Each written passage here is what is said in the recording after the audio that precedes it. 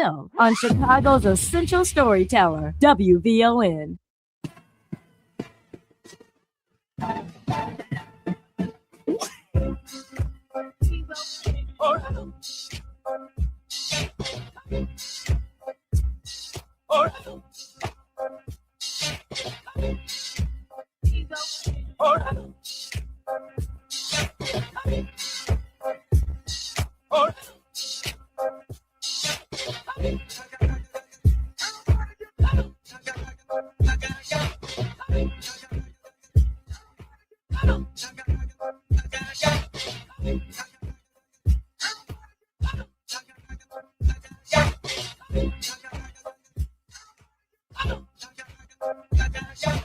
So, Cleopatra, I saw that you had, and Robert, there you go. I saw you had a picture of Julian Bond up there. Yeah. What were you talking about? We were talking about the evolution of Ida B. Wells and her document about lynching and the Crimson report. So they are documenting lynchings in 2026. And that was his mentee that joined us earlier.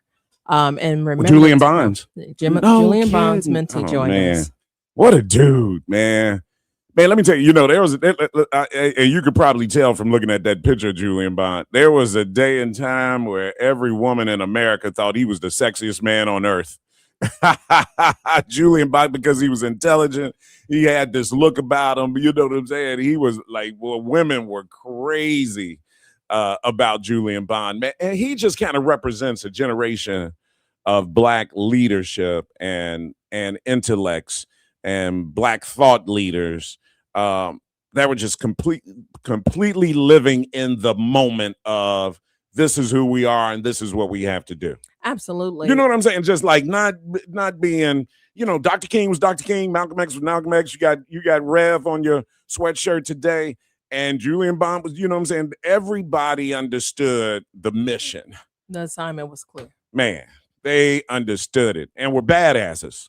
And so the Crimson Report, the sister that took it over, is really documenting the lynchings of our time. So I opened up with Fannie Lou Hamer, who had continued the momentum fight from Mississippi as we talk about Nolan Wells. And I just felt like, I'm an environmental thug today. I haven't took off my shades.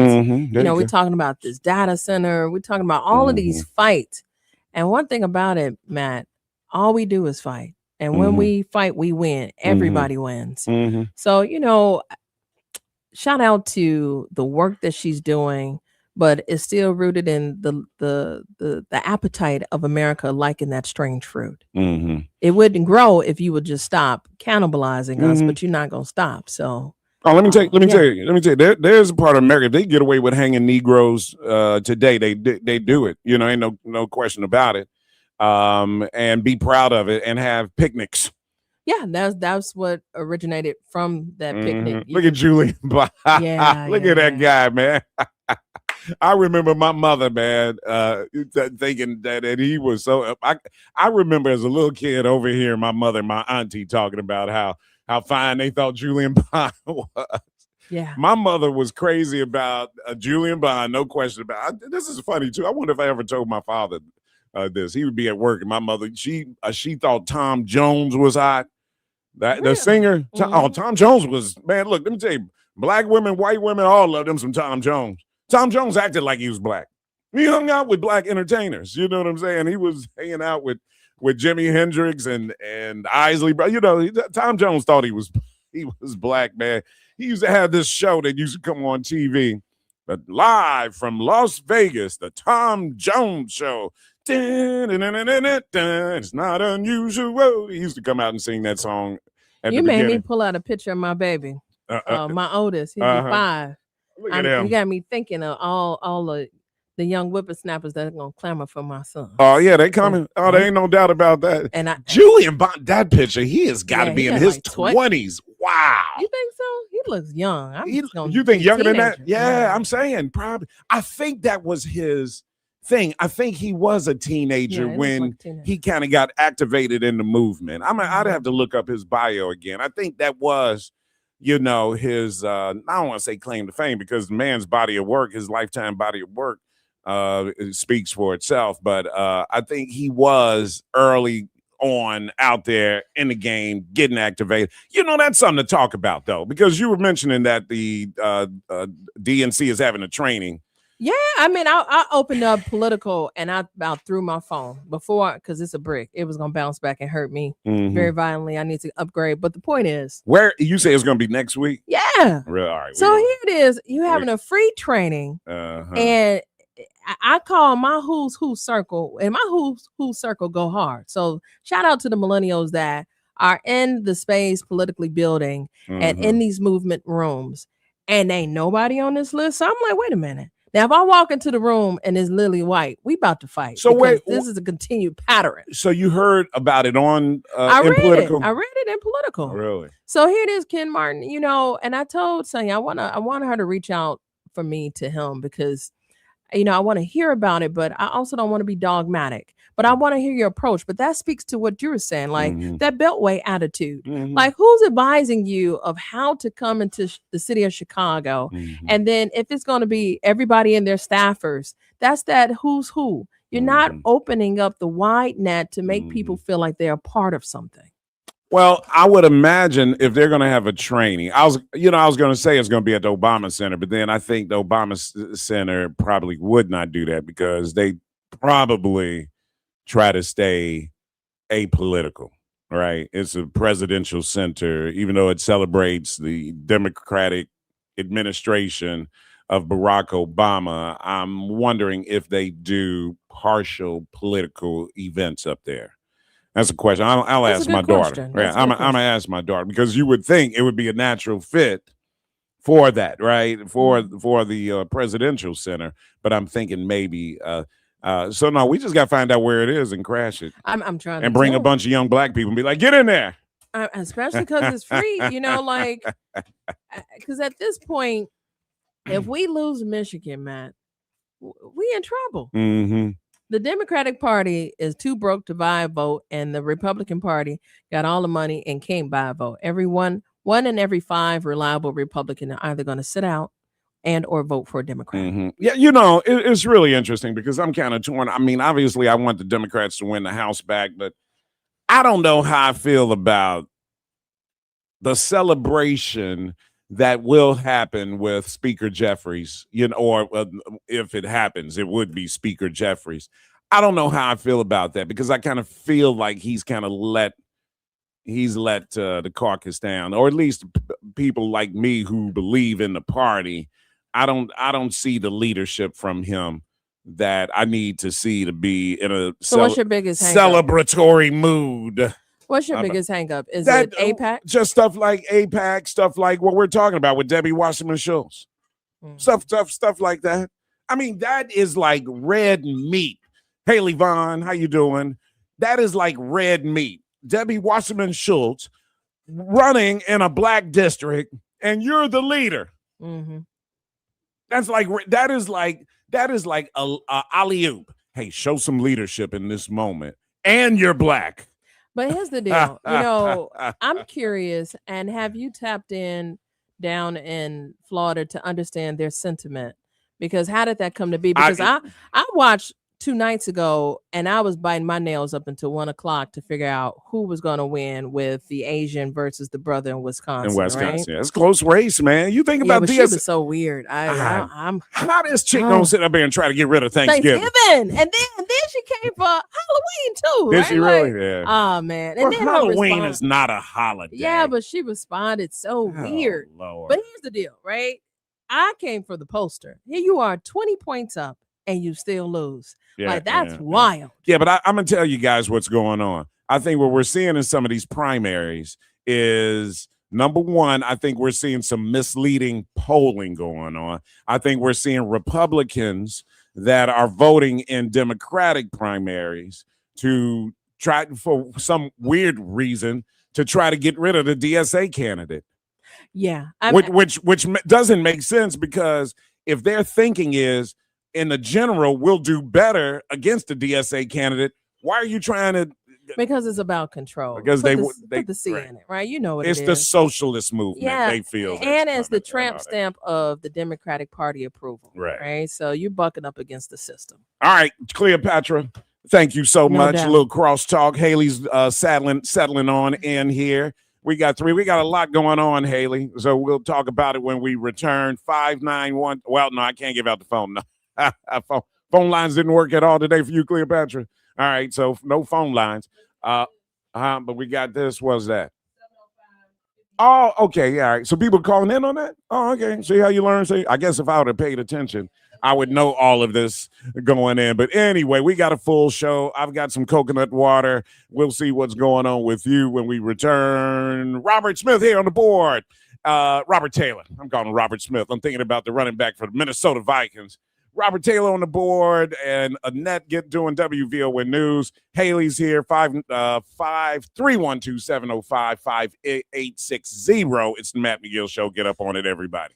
More from Matt Mcgill coming up on the Talk of Chicago, 1690 WVON.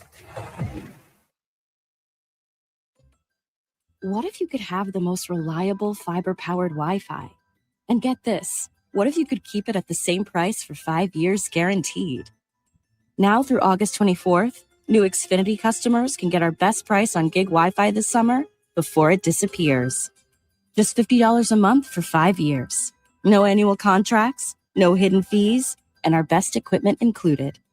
Plus, get online in minutes with same-day Wi-Fi. It's Wi-Fi that finds and fixes problems before you even notice them, like super intelligent Wi-Fi with a 6th sense. Plus, it keeps you protected from online threats and get Peacock Premium included for 2 years. Lock in your price and unlock the possibilities. Get it now at Xfinity.com. Xfinity. Imagine that. Restrictions apply. Requires paperless billing and autopay with stored bank account. Taxes and fees extra. Speeds vary. Use of fiber coaxial cable. Learn more at Xfinity.com/same-day Wi-Fi. It's Rufus Williams. The thrill of summer is finally here, which also means it'll be over before we know it. This fall, the Rufus Williams Travel Club is heading to Charleston, South Carolina, October 8th through the 12th. Join me as we experience the beauty, the brilliance, and the culture of one of America's most captivating cities. We'll enjoy the charm of the Lowcountry, breathtaking scenery, incredible cuisine, and the rich African-American history of Charleston. There will also be a few special surprises designed just for our group. So whether you're traveling alone, with family, or with friends, you'll be welcomed into an unforgettable experience filled with great people and great memories. Space is limited, and the best rates are right now. Simply go to WVON.com, click on the Rufus Williams Travel Club banner, and reserve your space. Advantage International is the official travel partner of the Rufus Williams Travel Club. Charleston, South Carolina, October 8th through the 12th. Travel with people, travel with purpose, travel with us. If you're 55 or older and into that whole saving money thing, T-Mobile has an exclusive phone and internet bundle just for you. Right now, get 2 unlimited phone lines plus 5G home internet for just $30 each per month with autopay, plus taxes and fees. And with 5G home internet, setup is easy with just one cord and no technician needed, which is great if you're also into that whole keeping it simple thing. Switch now and experience the best mobile network in the U.S. Visit your local store to start saving. T-Mobile, it's better over here. Based on analysis by Ookla of Speed Test Intelligence data Q4 2024 to Q1 2025, Ookla trademarks used under license. Unlimited on our network. Customers on voice plan may notice speeds lower than other customers and further reduction if using more than 50 gigs a month due to data prioritization. Video streams and SD on this plan. Home internet pricing after $20 a monthly bill credit plus $5 per line without autopay. Debit or bank account required. See 5G device coverage and access details at T-Mobile.com. This is the story of the one who keeps multiple buildings running smoothly day after day. Plumbing that flows, HVAC that hums, cleaning supplies that keep surfaces sparkling. That's why she counts on Grainger. With easy reordering online and 24/7 support, Grainger helps her keep the products she needs on hand. So shelves stay stocked and buildings stay ready. Call 1-800-GRAINGER, click Grainger.com, or just stop by. Grainger, for the ones who get it done.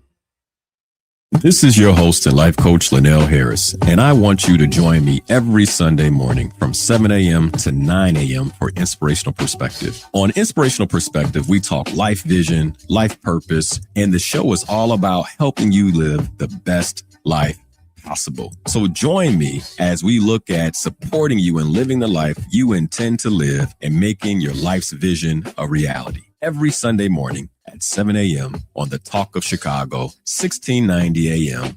WVON. Now back to Matt McGill on the Talk of Chicago, 1690 WVON.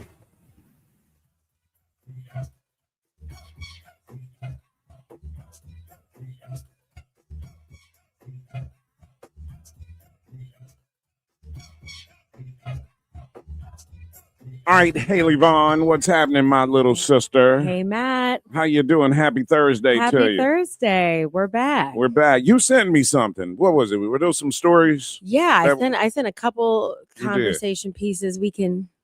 Not that I don't want you to think I was ignoring what you were sending me. That's okay.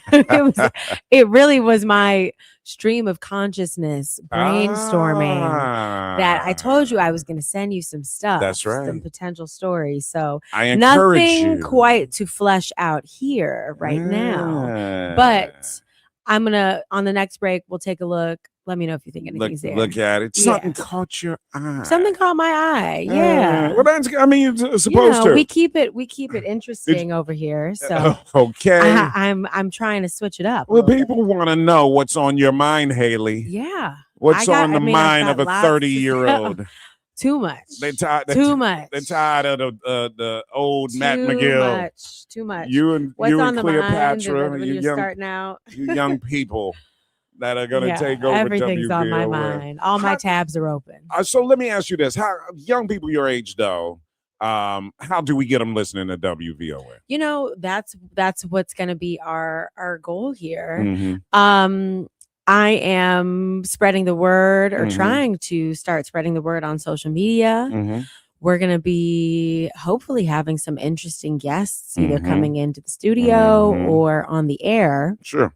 Call in, come in, whatever you want to do. I think the language of young people today in terms of involvement, engagement, participation, I think the easiest place to start when it comes to word of mouth, getting people mobilized to follow WVON, tap in with the show, social media. So I think we'll have to start there. Sure. But obviously, if you are listening, whoever is listening, and I think you think maybe you have some interesting stories to tell, I think we could also ask for some audience participation. Well, I think when you look at our listeners, right?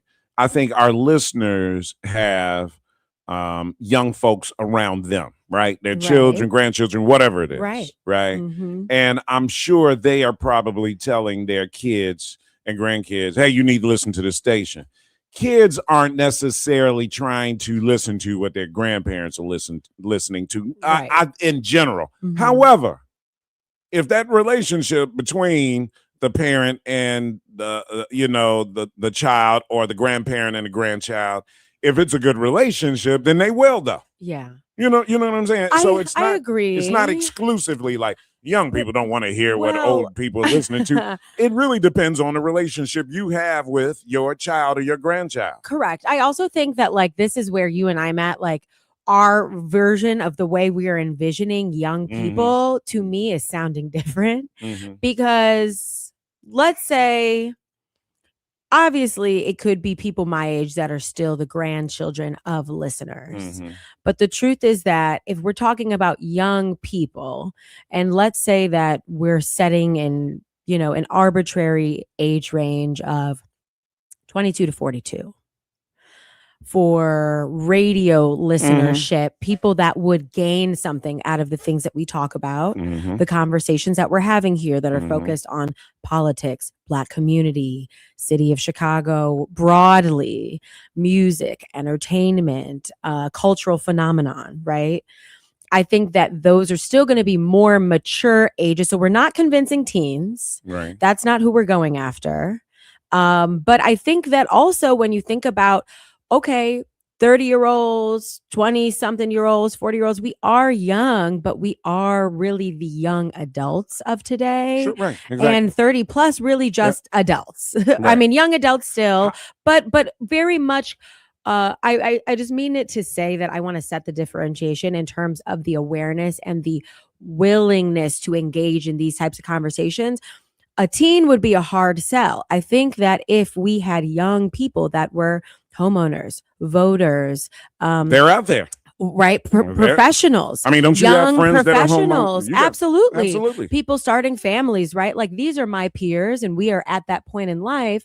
Overly hard sell to a new audience, but I just think that people are in a streaming culture, in a social media culture, and we need to take it back to the basics. And so that's what I'm getting at. When I know, like me, when I'm on platforms, I get these hits. You know, if I'm on YouTube or, you know, us old folks on Facebook. That, and now I will say that's that giveaway. Facebook, you're not going to find Insta. I'm on Insta. On Insta, you're not going to find as much traction with hip young. Yeah, but you on know, Facebook. But you know what's interesting? That I think the young people that are on Facebook, they see value in it, right? It's not a lot of young people on there. But the young people that are on Facebook are working it well. Yeah. Because Facebook is a easy to use platform. And wait a minute. And huge. There are a ton of people on Facebook. And people want to participate in the live stream. Yeah. Absolutely. Yeah. When my friends tapped in, like the first couple weeks after joining you, I love Threads. Okay, we'll talk about that a little later on in the show. We should be using Threads too. All right. Well, you and I are going to talk about that. When we come back, you're going to meet Attorney Augustus Corbett, the Defiant Lawyers Network. I love having this brother on the show. He's always putting something thoughtful on our mind. He jokes, he's semi-retired, and so he is observing the world that we're living in as Black people, and he's always, prioritizing these topics that he think are going to impact Black life, and I can't wait to get him on when we return. More with Haley, more with you. We got so much on. In fact, I invited our brother back on the show, Keith Paris, from yesterday from WNOV in Milwaukee, to find out, are young people going to come out and vote in the general election on November 3rd in Wisconsin? Our DSA, that we didn't have time to answer that question yesterday, so I told him, come on back today, man, and we'll talk about it. So we'll talk about that as well as so many other things. Haley and I will talk about Threads and what are the listening habits of young people, and how do we get young people more involved, because this is the platform that they're going to be using to do exactly what we're doing with it today, and that's fighting and bringing up these topics and getting in the battle with the city, and whether it's our politicians, our governor, mayor, whoever it is. This platform is the launch pad for a lot of those conversations. You know it, and I know it, and everybody else know it. Don't go anywhere. Kayla has WVON News coming up right now. Cloudy today with a high of 80. Good afternoon. I'm Kayla Patton, and here's what's happening. The Bears are expected to announce an update on the team's stadium plans today. Top team officials at training camp are expected to speak about earlier this summer. The team said that they are planning to advance their stadium project in Hammond, Indiana. Indiana Governor Mike Braun says they remain optimistic that the Bears will choose the Hoosier State, adding that his administration is in weekly contact with the team. The Chicago Office of Inspector General has released 2 recent audits highlighting ongoing operational and accountability challenges in the city's departments. WVON's Annette Flournoy explains. According to a new city watchdog report, Chicago cannot with certainty track whether or not it's paying its vendors on time. The Inspector General audited the Department of Finance and says they found that the city's tracking system has some incomplete and inaccurate data, and slow payments have been happening consistently for years. The city has a 30-day payout goal for contractors, but the IG says that gaps in data makes it impossible to confirm whether that 30-day goal is being met. Annette Flournoy, Our News Now, 1690 WVON. The Chicago area funeral home at the center of a misidentified body scandal is now facing a lawsuit that could turn into a class action suit. South Chicago Chapel is now being sued by the family of one woman whose body may have been improperly stored at the funeral home. Meanwhile, the medical examiner has now identified 19 of the 56 bodies discovered at the funeral home. And a historic Chicago church is in need of renovations, and they are getting a financial boost. St. Mark AME Zion Church has been awarded a $150,000 National Trust grant that will be used for some much-needed repairs. Church officials say the congregation will now come up with a plan to preserve the decade-old church that was designed by the late architect Wendell Campbell. And last but not least, the Chicago White Sox will go for their 4th win in the last 5 games when they host Cincinnati later today. David Martins will take the mound for Chicago, and the White Sox continue to lead the American League's Central Division by 3.5 games over the Minnesota Twins. Well, that's a look at our news now on 1690 WVON. I'm Kayla Patton. When it comes to celebrating our Chicagoland communities, Wintrust is here for it. We're proud to support small businesses in our own backyards, like Lori Bryden Living, a custom shopping experience at 4452 South Cottage Grove Avenue in Chicago. Central Sonar, accessible mental health and healing services at 2645 West 51st Street in Chicago. Princeton Technical Services, building and maintaining modern infrastructure at 940 West Street, Suite 305 in Chicago. Greetings, WVON family. It's your brother and friend, Bomani Obedelli of the Activist Hour. Join me on Saturday mornings as we discuss a holistic and public health approach to addressing community violence. We will also be discussing ways that we can create a safe, peaceful, economically thriving, and healthy communities. Join me Saturday mornings, 8 a.m. on WVON for the Activist Hour. Dad!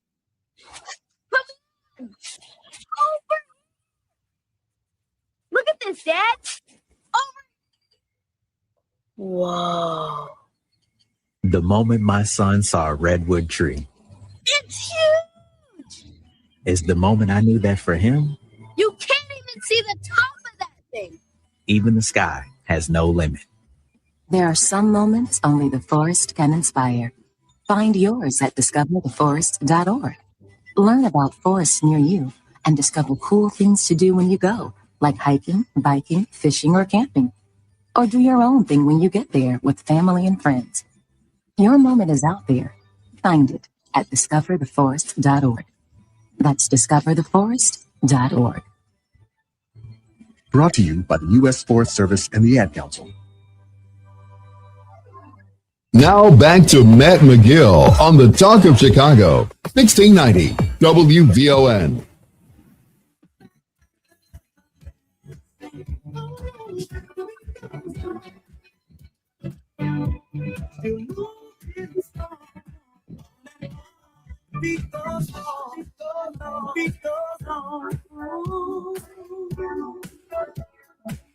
All right, we're back. It is, what time is it? 12:38 on WVON. Haley Vaughn in the studio hanging out with me. Haley, I want you to meet Attorney Augustus Corbett. Attorney Corbett, hello. Hey. Hello, everybody. And brother, always. How you been? It's been a while since we had you on the show, but I follow you on social media, so I'm always seeing your work, brother, and you continue to do the thing, keeping us informed. Did something happen? No, what? Oh, okay. It froze on my end for a second. My fault. It did freeze for a second there, I saw you. But, brother, you're on it. You're always taking care of business, man, keeping us informed. There's a lot, man. Obviously, it's been a while since you and I talked, man, but there's been a lot going on. These Democratic primaries happening, the DSA all over the place, and look at them clapping. Yes, happening. All right, give me your thoughts on DSA, because obviously there are a lot of mixed feelings out there. I'm a fan. I like the fact that they're shaking up the establishment. I think it needs to be shaken up a lot. But give me your thoughts on DSA, Counselor. Well, the last time we was on, we kind of talked about that just a little bit. Mm-hmm. And I said then, and I believe that what the DSA is doing is, as you said, you used the word the best, shaking up the Democratic Party. And the Democratic Party needs to be shaken up, okay? And because for too long, the Democratic Party has kind of just sort of walked the walk, talked the talk, but not enough. Mm-hmm. And what I'm wanting to see, as I said the last time, is I'm wanting to see these movements that are rising in the Democratic Party center and focus especially on the African American community, because our community is being targeted singularly by the Trump administration. So there's just so much going on in the Black community from the Trump administration. Of course, voting rights, civil rights, fair housing rights, they're all under assault. And so I want us to be centered in these movements. We need to be, and see that, and guys, that's one of the conversations though that we have to have is where are Black Democrats or Black people positioned with DSA? Now, I've had some Black members of the DSA on the show, and so we talked about that. The issues that DSA candidates are rallying behind are issues that Black America needs to be rallying behind, right? They impact us. But I think you also, mentioned the fact that Donald Trump is, focused on Black America intentionally, and DSA supporters, they want people that are going to fight back against Donald Trump. And that seems to be like the overall message. How hard are you prepared to fight this man, this president? That's who we're rolling with. Yesterday I was talking about Hakeem Jeffries. As much as I love the idea of having a Black Speaker of the House and the first Black Speaker of the House, I'm not sure if I would be celebrating as much as I really would want to, because I'm not sure Hakeem's the dude.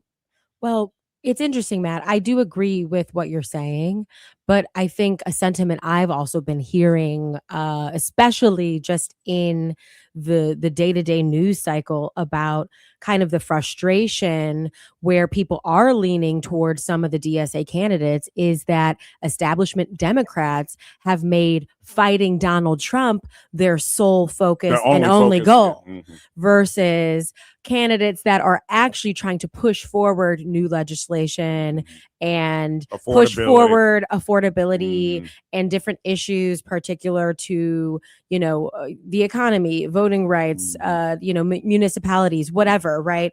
And looking at some forward thinking concepts and ideas that is more than just a single issue motivation, which is take down Donald Trump. Donald Trump, right. Yep. And I think we need to figure that out. And I talked about this yesterday, guys, and I hate to bring it up again, but I just feel like Leader Jeffries, in these moments where you really want him, like dealing with AIPAC and the impact that AIPAC has, Debbie Wasserman Schultz running in a Black district down in Florida, which is terrible, man. That he should have been all over that and telling her to stand down.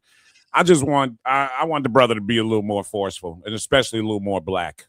That's my opinion. I don't know. What do you guys think? Well, let me say, in terms of focusing on Trump, the reason why we have to give this dude special focus is because he has given us special focus, right? I mean, his administration is, again, singularly focused on pushing the African-American community back 60, 70, 80 years, and has successfully done so. We're not going to see the full ramifications of Project 2025 and all that the Trump administration has done to the African-American community it's going to take some time. Like the Louisiana v. Calais case that was recently handed down, that is an awful case. And so now when you talk about Mr. Mcgill, when you talk about, for example, Hakeem Jeffries pushing back, we certainly need radical leadership, because one of the things that we need is to reform the United States Supreme Court. So long as we got 6 right-wing, far-right conservative justices on that court making those kinds of decisions, the type of Louisiana versus Calais case and other ones, and you got those three relatively young justices, Gorsuch, Kavanaugh, Amy Coney Barrett. They're going to be there for another couple of decades doing what they're doing to our community. And the Civil Rights Act, the Voting Rights Act, the Fair Housing Act, those pieces of legislation are critical to Black progress. And to the degree that they're able to weaken or gut those pieces of legislation, I'm telling you, it's just going to be very difficult for our community going forward. And just given my, I got a few gray hairs now. Okay. I think about the generation to come. I think about my children. I think about grandchildren. I think about the fact that they're going to have less voting rights, less civil rights than I had growing up. That is not progress. That is reverting back, unfortunately. Well, we need to be concerned about that. So I think I just really want to Go ahead. clarify that by no means in me stating that progressive voters or young voters looking to focus on issues outside of Donald Trump, by no means do I feel like Donald Trump is not a top issue. No, Absolutely. I know. Absolutely, Donald Trump is a top issue and a top focus. But I think if I were to have to speak for maybe voters that maybe feel frustration around singularly, not focusing on Donald Trump, focusing on the takedown of Donald Trump and his administration is a high priority, the number one priority, arguably. But I just think voters are hoping for candidates that do have that mission. To your point, Attorney Corbett, that there are so many trickle down impacts that we are just now starting to see. And we see how much damage has been done in a short amount of time to Black community civil rights. I think that is essential. But I think folks are really hoping for some candidates that can kind of walk and chew gum on this. Well, that's why Mondami is such a star, right? Yeah. Because this guy is like this 5-tool athlete that has political dexterity, right? The brother talks the talk. He doesn't back down. He's diplomatic, yet at the same time, he's putting his foot on the neck of these issues. Mondani it's going to be interesting to see what happens in these next 2 years. But this brother is emerging as a leader that even some of his critics have to admit that he is his efficacy. Yeah, exactly. He's Mm-hmm. a lot better than they thought he was going to be. Attorney Corbett, hold on. We're going to take a break here. It is 12:47. Haley Vaughn, attorney Augustus Corbett, of course, on with us as well. If you're on Facebook Live, you can catch us right now. Share the show. Tony Snow, Kim Washington, and Rudy, I see you out there. Mike Burries, give me a share right now. You're listening to The Matt McGill Show. More from Matt McGill coming up on the Talk of Chicago, 1690 WVON. Ada S. McKinley has a fantastic early learning and childcare program for kids from birth to age 5. Give your child a strong start. Quality childcare at 13 locations. Free and affordable options. Full days that are convenient for parents. Home-based services for expectant moms and their kids. And they welcome children with disabilities. Limited space available. Enroll now. Call 773-780-0050 or visit adasmckinley.org. After graduating TTI, I got my CNA license, and an organization called Skills of Chicago helped me get into Northwestern Medicine. Northwestern Medicine has created a pipeline to medical education and jobs in healthcare for our neighboring communities. It's no wonder we're the third largest private employer in Illinois. It's a place where it's like a flower. I can just see myself grow.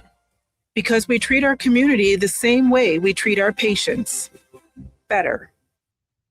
On the new episode of Mama, I Made It, Chicago made her. Hollywood embraced her. The South Side's own Lisa Ray McCoy sits down with Samantha Chapman for intimate conversation on Mama, I Made It. From her breakout role in the Players Club to becoming a television icon and entrepreneur. Lisa Ray opens up about her career, her Chicago roots, and the journey behind her success. Don't miss this exclusive interview, streaming now on Vine TV. Watch on Roku, Amazon Fire, Apple TV, the WVON app, or at VON.TV. Vine TV, for the culture, by the culture. If you're 55 or older and into that whole saving money thing, T-Mobile has an exclusive phone and internet bundle just for you. Right now, get 2 unlimited phone lines plus 5G home internet for just $30 each per month with autopay, plus taxes and fees. And with 5G home internet, setup is easy with just one cord and no technician needed, which is great if you're also into that whole keeping it simple thing. Switch now and experience the best mobile network in the U.S. Visit your local store to start saving. T-Mobile, it's better over here. Based on analysis by Ookla Speed Test Intelligence data Q4 2024 to Q1 2025. Ookla trademarks used under license. Unlimited on our network. Customers on voice plan may notice speeds lower than other customers and further reduction if using more than 50 gigs a month due to data prioritization. Video streams and SD on this plan. Home internet pricing at $20 a monthly bill credit plus $5 per line without autopay. Debit or bank account required. See 5G device coverage and access details at tmobile.com. This is the story of the one who keeps multiple buildings running smoothly day after day. Plumbing that flows, HVAC that hums, cleaning supplies that keep surfaces sparkling. That's why she counts on Grainger. With easy reordering online and 24/7 support, Grainger helps her keep the products she needs on hand. So shelves stay stocked and buildings stay ready. Call 1-800-GRAINGER, click Grainger.com, or just stop by. Grainger, for the ones who get it done. Are you ready? Not just to do hair, but to build a real beauty business. If you're a stylist, a barber, or a beauty professional, this show is for you. I'm Nidra Williams of Solo Beauty Supply. I'm Dr. Lekashawn, trichologist and salon owner. Breaking down real strategy, real growth, and what it takes to win in this industry. Tap in, lean in, and level up. The Hair Salon Tour Show, where beauty professionals become business powerhouses. Join us Saturday from 2 p.m. to 3 p.m. Where beauty professionals become business powerhouses. WVON 1690.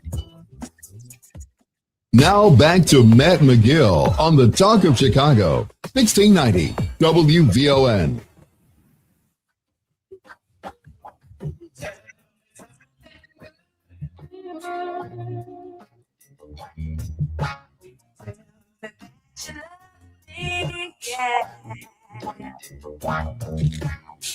All right, we are back.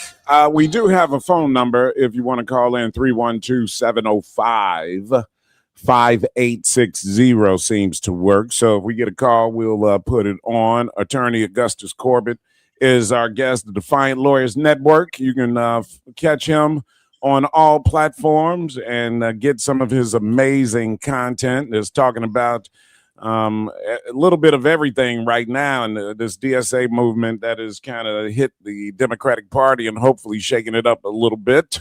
You know, I've been on this topic down in Florida of Debbie Wasserman Schultz running in a majority black district, and which I think is a personal insult. I'm gonna bring this up every day because we need to put some pressure on the speaker or the leader Jeffries. He needs to be speaking out. It's too late now. He shouldn't have never let her get on the ballot down there. But then you got all these black candidates running.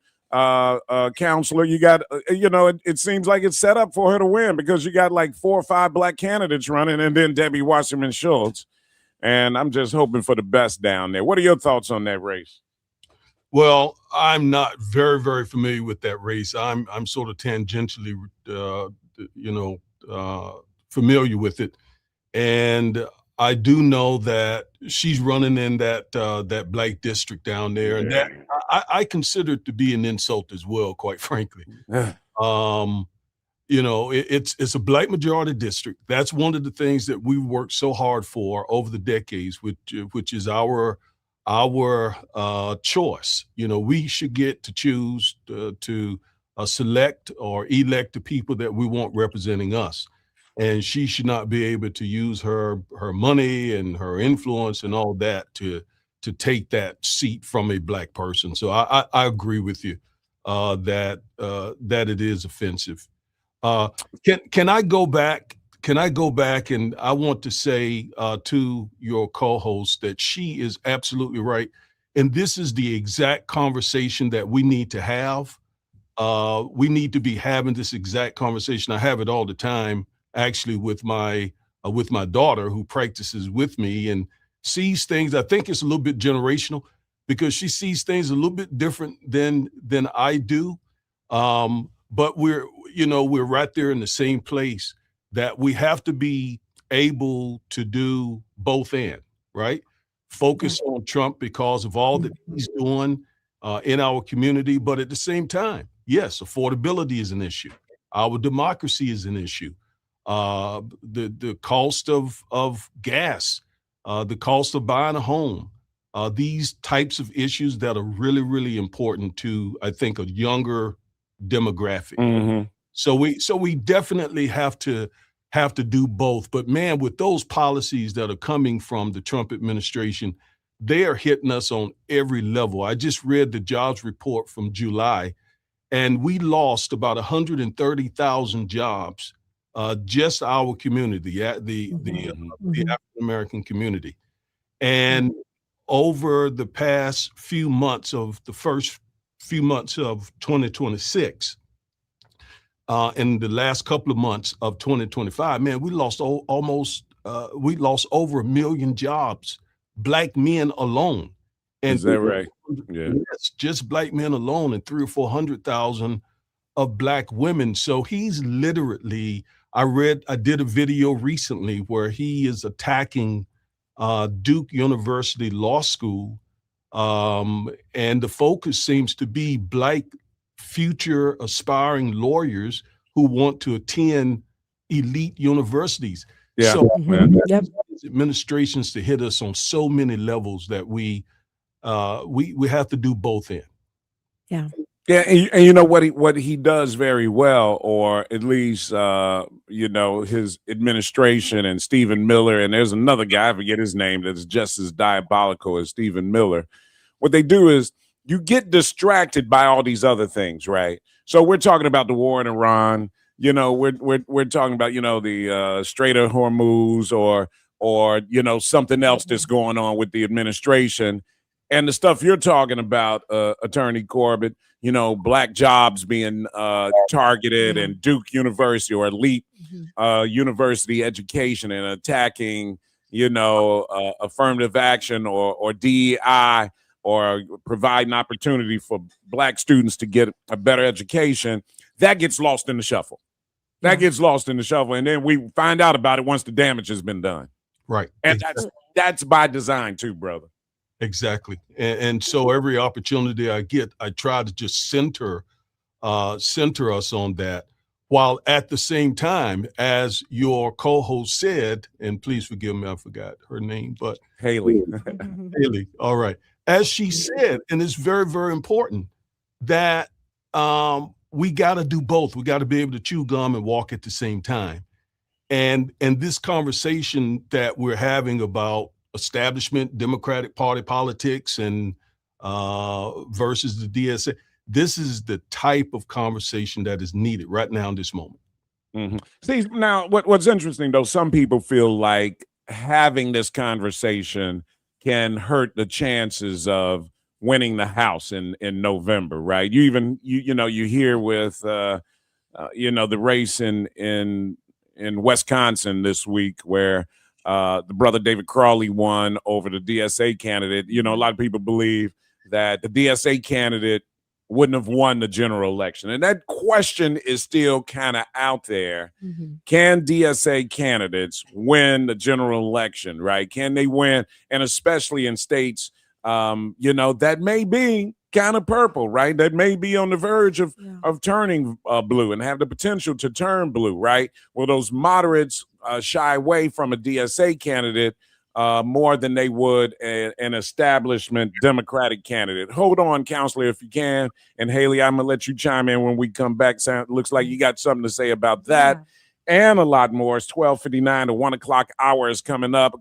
Attorney Augustus Corbett, the Defiant Lawyers Network, Haley Vaughn, and WVON News coming up next. I hope you're making the best of this gloomy day. I'm Kayla Patton in for Logan Page this afternoon, and in the headlines, the Bears are expected to announce an update on the team's stadium plans today. A flood watch is in effect through tomorrow for areas that have been already hit hard by tornadoes and other severe weather this week. And the Chicago Transit Authority is launching a new Safe Ride Specialist program pilot. The Black Information Network is next on Chicago's original social media platform. 1690 AM WVON Berwyn, Chicago.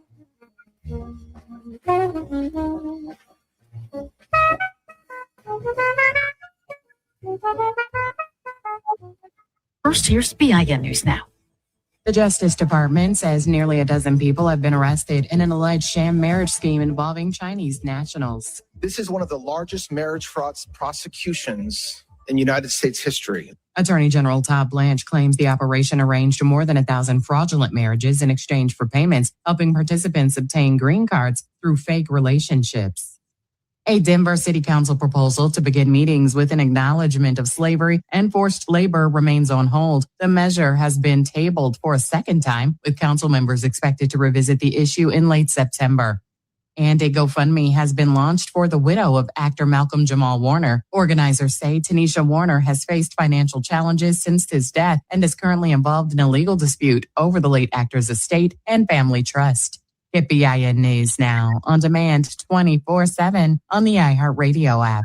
Back to Terry McCready. A closer look at Black candidates taking center stage in governor races. State House Speaker Lisa Damith won the GOP primary in Minnesota. This is our opportunity to turn our state around finally, get us back on the right track, make us stronger and better, ending the fraud, accountability that starts at the very top. Damith defeated Trump-backed businessman Mike Lindell and will face Democratic Senator Amy Klobuchar in the general election.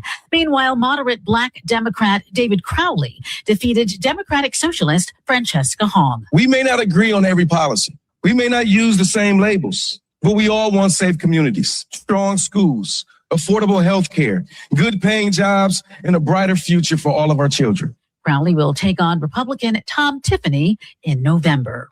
Attorney General Todd Blanche is again making clear that the Justice Department's proposed anti-weaponization fund is dead. I thought it would be very fair for people that spent years in prison, people that were treated so badly, for in many cases, people that did absolutely nothing wrong. So I view that fund as a positive. All right, Blanche says he has rescinded the order creating the billion-dollar fund and insists no money was ever distributed.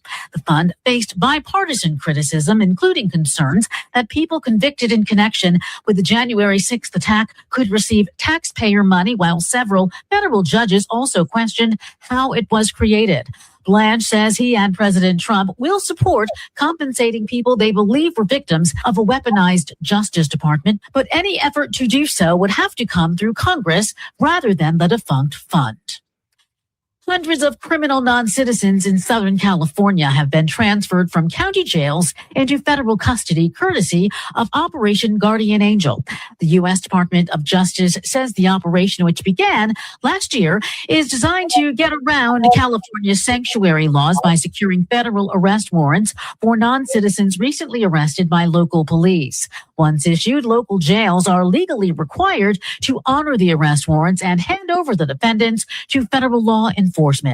First Assistant U.S. Attorney Bill Staley says California's sanctuary policies put the public at risk and cannot go unchallenged. So far, federal officials have issued 769 arrest warrants and transferred over 300 defendants from local jails into federal custody. Jury selection this week in the Tupac Shakur murder trial in Las Vegas. Dwayne Davis is accused of orchestrating the 1996 murder and faces life behind bars without parole if convicted.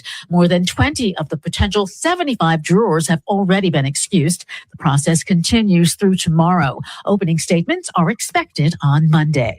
Stay informed, stay connected, and subscribe. Follow BIN News this hour wherever you get your podcasts. I'm Terry McCready for the Black Information Network. Chicago, get ready for a night of pure magic. On Saturday, August 29th, the Destiny's Child Iconic Reimagined Tribute lights up the historic Congress Theater. One unforgettable night celebrating the songs that defined a generation. Imagine Survivor, Say My Name, Independent Woman, Reimagined. A 5-piece string ensemble delivers a stunning symphonic interpretation of the hits and love songs you know by heart, blending contemporary sounds with the group's signature harmonies and those empowering lyrics that still move us today. And guiding you through it all, narrator Matthew Knowles, the management powerhouse who built Destiny's Child from Houston Dream to global phenomenon. Want the ultimate experience? Upgrade to VIP for premium seating and an exclusive meet and greet. But hurry, VIP packages are limited. From the moment the doors open, you'll feel it. It isn't just a concert, it's a celebration. The Destiny's Child Iconic Reimagined Tribute, August 29th, Congress Theater. Tickets at destinyschild.com. Get yours before they're gone. We all hear the radio ads about the IRS. They tell you to be afraid, to be scared, and they try to frighten you into calling. I'm not here to do that. Tax Relief Advocates is different. TRA is here to tell you that if you owe money to the IRS, whether it's $5,000, $50,000, or $500,000, we have a solution. It doesn't matter if you're sitting in your car, at work, or with your kids. No matter where you are, call now. 800-518-9301. Don't lose hope. TRA can eliminate or reduce what you owe to the IRS. Generous programs are now available that can give you a fresh start. Our passion is taxes and helping individuals fix their IRS problems. We have over 1,000 5-star reviews on Google and an A+ with the Better Business Bureau. You don't need to be afraid of the IRS any longer. End your tax nightmare today by visiting us online at TRA.com or call 800-518-9301. That's 800-518-9301. Tax Relief Advocates. Real solutions for real people. Hi, I'm attorney Ernesto Borges. I'd like to invite you to join me for the Borges Report for lively discussions about legal matters, politics, government, entertainment, and the topics that concern you in your life. Start your Sunday the Borges way with the Borges Report. The Borges Report with Ernesto Borges, Sunday mornings at 9 on the Talk of Chicago, 1690 WVON. Someone's clocking out and school is clocking in. Chicago Public Schools are back August 24th. WVON wants you to make this year your best one yet. Be what I want to be. Be what I want to be. If I work hard at it, I work hard at it. I'll be where I want to be. I'll be where I want to be. Live from the Xfinity Studios, it's the station that America listens to, WVON, Berlin, Chicago. It's Matt McGill on Chicago's essential storyteller, WVON.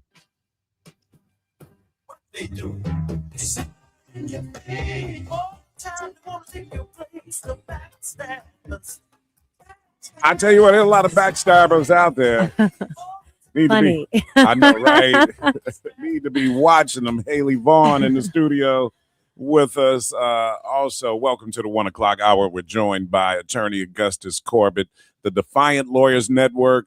Counselor, tell everybody how they can follow your content, my brother. Okay, the Defiant Lawyers on YouTube, on Instagram, TikTok, and Facebook, and Substack. You need to get on Threads, right, Haley? Yes. Oh, yeah.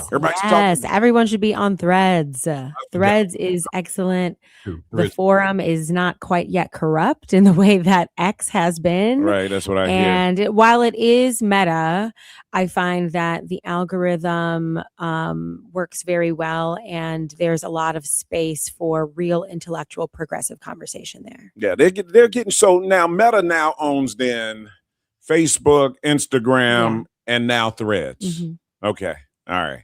Are we comfortable with that? I mean, I like Facebook. You know, what can and we do? Instagram. All right, yeah.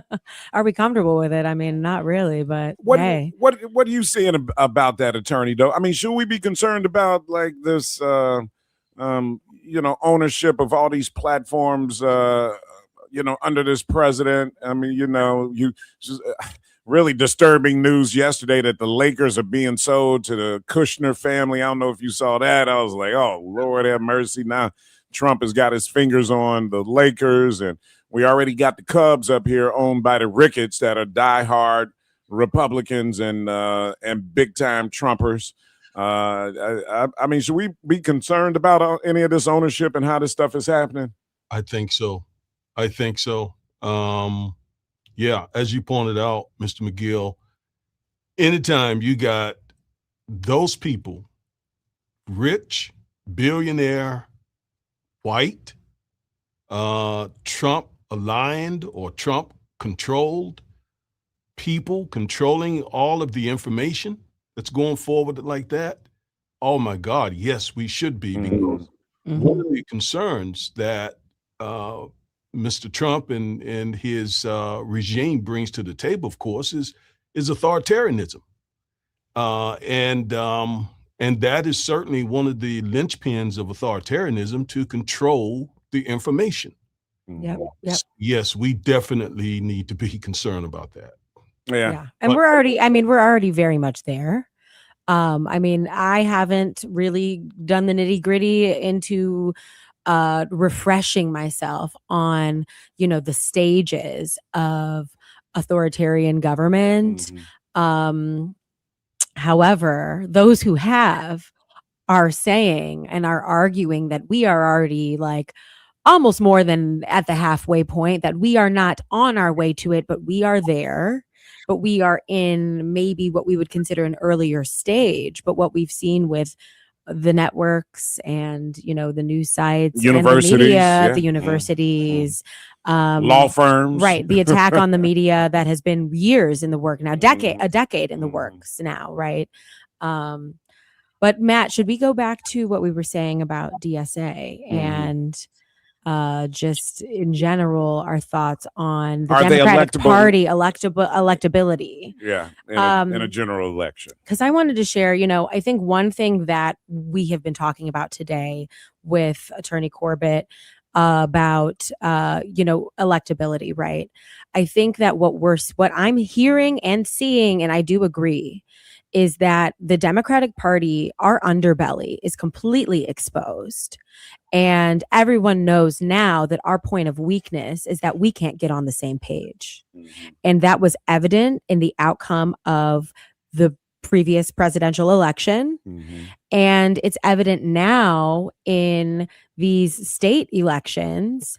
And I think it has been announced, targeted within the party and externally, that is a weak point, that a lot of the attacks that the Democratic Party is facing are almost from within, in a way that establishment Democrats or more centrist Democrats don't want to get on the same page with DSA candidates. DSA candidates are, tired of the status quo. Voters are tired of the status quo.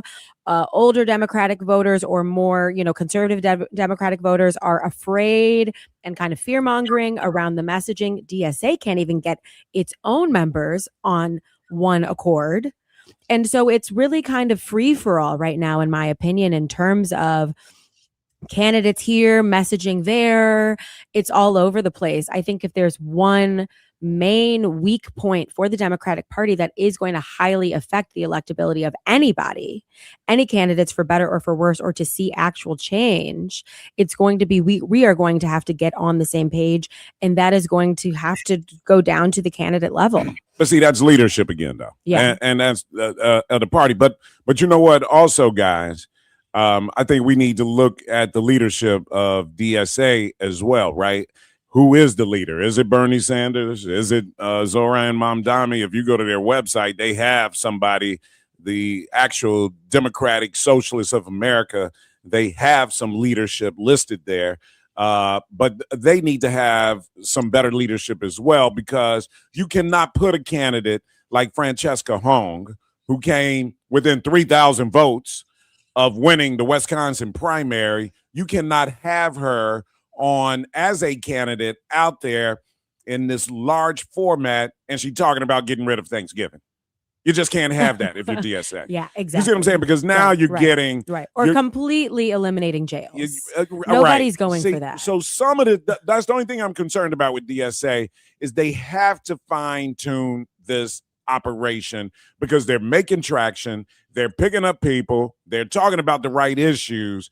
You got to stay focused on these mainstream issues and not be tempted to talk about getting rid of jails, the depths, defunding police, these buzz topics that are going to create that kind of chasm between your party and just mainstream politics in general. And I don't know where the hell the Thanksgiving thing came from. They've had some rogue operators the last couple of weeks, and it's not a good look. Yeah. Your thoughts on that, Counselor? Well, can we all agree on one thing? Trump got to go. Absolutely. Can we? I know we're coming at things from different perspectives, but the thing that should cause us to acquiesce and coalesce together should be Trump must go in 2028, and his henchmen and women got to go in a few months. Okay, so I think that's the common denominator here, as we have this debate, and I think that's not just Democrats, that is independent. That's a whole lot of the GOP. A whole lot of the GOP, though. A whole lot of GOP, and that's the concern. We center that common denominator that can cause us, I hope, to coalesce. I mean, I think we just need a plan. No. I mean, the plan is this, right? It's a two-step, right? It's midterm, right? It's November 3rd, right? To take the House away, because then that takes a lot of his authority. As we talk about authoritarianism, it takes away a lot of his authority, right? If the Democrats can win the House, then here we go. A lot of his authority is taken away from him. Then it's 2028, and it's what's going to happen with the electoral map and what Democrats can do, but a lot of it depends on the Republican Party and what they're going to do. So it's going to be interesting to see if they lose the House. Does that begin the deflation of the Trump reign, so to speak, right? Because you're even seeing people running around with Trump 2028 hats. Oh, of course. And they've had them for years. But, what does that mean to you? But when I say we need a plan, Matt, I mean we need a plan pre the midterm elections. Winning the midterm elections can't be the plan if we're not going to win the midterm elections, if we don't have a plan to win those. Right. I mean, we have to win them, but we're not on one accord. Attorney, hold that thought for when we come back. Don't forget it now. We're going to take a quick break here. 117. I forget all the time. That's what I'll tell you, man. I go to commercial break. Now, what was I about to say? 117 on WVON. You're listening to the Matt McGill Show. More from Matt McGill coming up on the Talk of Chicago, 1690 WVON. When you play the Illinois Lottery, you're generating funds that support education. No matter the prize, Illinois wins. Play all your favorite Illinois Lottery games today to help raise more for education. Be smart, play smart. Must be 18 years or older to play. Game odds available at IllinoisLottery.com. Hey, baby! I'm your Magnolia Blues man, Sir Henry Cheatham, inviting you to join us on WVON 1690 for some real American music and culture. Here on Classic Blues and R&B. Check us out Saturday, 11 p.m. until 2 a.m. on WVON and Classic Blues and R&B. If you're 55 or older and into that whole saving money thing, T-Mobile has an exclusive phone and internet bundle just for you. Right now, get 2 unlimited phone lines plus 5G home internet for just $30 each per month with autopay, plus taxes and fees. And with 5G home internet, setup is easy with just one cord and no technician needed, which is great if you're also into that whole keeping it simple thing. Switch now and experience the best mobile network in the U.S. Visit your local store to start saving. T-Mobile, it's better over here.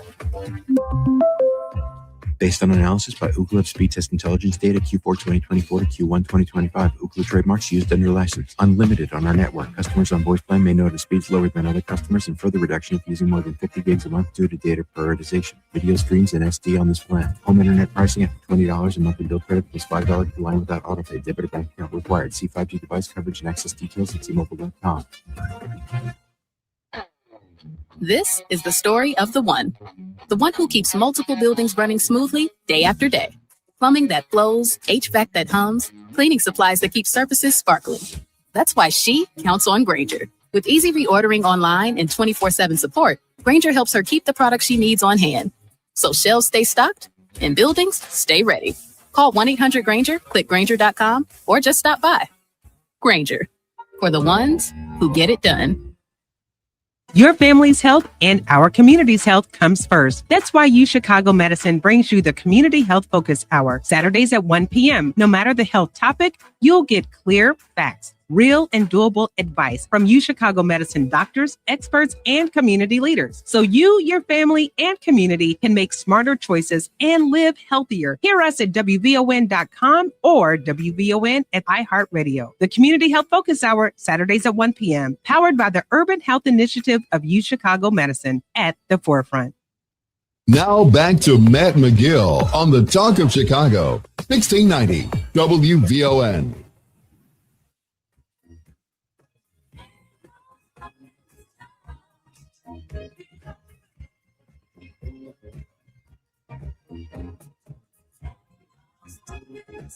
All right, we're back. 121. Attorney Corbett and Haley stepped out. She'll be back here in a second. The Defiant Lawyers Network. Follow it on all platforms and get some of this amazing content from our brother who's always keeping us up to date on some of the issues that you may not see in the mainstream news. Some of the stories that are kind of being overshadowed intentionally, but are having devastating effects on our community and what this president is doing. Yeah, there's a focus on this president. Yeah, we need to be focusing on Donald Trump because what they are trying to do, because some people even on, I'm seeing here on Facebook Live, are talking about us bringing up Trump and getting him out of office. The problem, guys, is if you don't think Donald Trump is a problem, then that is a problem, because what he is doing is setting in place policies that are going to have a lasting impact on Black America. So it's not just like, hey, he's just a president and he's doing something temporarily and let's get him out and the next guy gets in there and we'll be able to undo it. What he is trying to put in place, he's trying to put change and reverse accomplishments that we have done by law through blood, sweat, and tears. And he's trying to codify some things that will change the way Black Americans live their lives in this country. And that is very, very important. So that's why we are so focused on this right now. Now, you did have a point you were going to make before we went to break there, Counselor. What was that? Yes, your co-host, Ms. Haley, said that we also have to have a plan. Once again, I completely agree with the need for a plan, and I have one. I call it impact voting. Impact voting. And in fact, I am writing a book titled Impact Voting. And in it, I will discuss 10 pillars of impact voting that I think will enable us to push back on these Trump years. And Mr. Mcgill, you said it so well that this is not just a president that we're dealing with here. This is a movement. This is an agenda. And it was all laid out in almost 1,000 pages in Project 2025. And that Project 2025 mandate, as they call it, was not written and designed to just be in office for 4 years. It was intended, it was written to be in office for the next 50 years, 60 years. And so you're absolutely right that Project 2020, folks who don't understand the threat that Trump poses, not only to African Americans, but to the country, have not read those 930 pages of Project 2025. You know, and what's interesting is how we really don't talk about Project 2025 too much, right? Because so many other things are going on. Like I said, guys, this is a shell game. It's to get us distracted by all of these other issues that are going on, DSA or the war in Iran and everything else that Trump can put out there. Getting Todd Blanche confirmed, you know, having your personal lawyer be the attorney general. You know, I mean, this is stuff that does not happen in this democracy, right? And while we're focusing on that, Project 2025 is still gnawing away, you know, at our existence out here, and we're not talking about it. We're not talking about it. So yes, brother, the impact voting, and really at the end of the day, this is what's amazing. We're getting back to something very basic that our ancestors fought for, the civil rights leaders fought for, and that's the right to vote and the power of the right to vote. Yes. And Ms. Haley, I was telling Mr. Mcgill and y'all's audience that you very rightly said we got to have a plan, not just the path, but a plan as well. And I have one, and that plan is called impact voting. And I am in the process now of writing a book. I hope that it is out in a month or two. Oh, congratulations. Thank you very much. And it lays out the plan that I have. And now this plan is based on the fact that African-American people must vote for what I call neighbors in the high 70s, 80s percentile. In other words, we got to vote overwhelmingly, right way, in order for us to have the impact that we can have, and especially in battleground states when it comes to the general, and as well as in primaries, in midterms, and so forth. So you're right. Absolutely. And I have this conversation. I love this conversation. I have it all the time with my daughter and my wife. And oh, by the way, my wife, Miss Haley, is right there with you. Okay, she and daughter kind of gang up on me on this sometimes. Yeah, no, I mean, I think that we are in alignment on this, but I think that, to your point, and I'm, you know, excited to hear more about your book and this plan for Black voters. But I think that we are obviously seen as a threat that has been made clear in the way that we do vote currently. And what we're reaping on the other end is the redistricting and the, you know, voter suppression laws, and all of that fight is all it demonstrates to us that they are afraid of the power of the Black vote. Sure. And the Black vote does have power, and we need to just make sure that our community continues to really understand and believe that any rhetoric that would allude to not voting or not needing to or it not mattering is false. And that needs to all go away. That needs to be a huge part of the plan on how we move forward, because our vote matters enough for them to be actively attacking. Exactly. I tell people that all the time. If voting wasn't important, you wouldn't see all these voter Absolutely. suppression efforts. And now, out there. and the redistricting, that's all about votes. About it, man.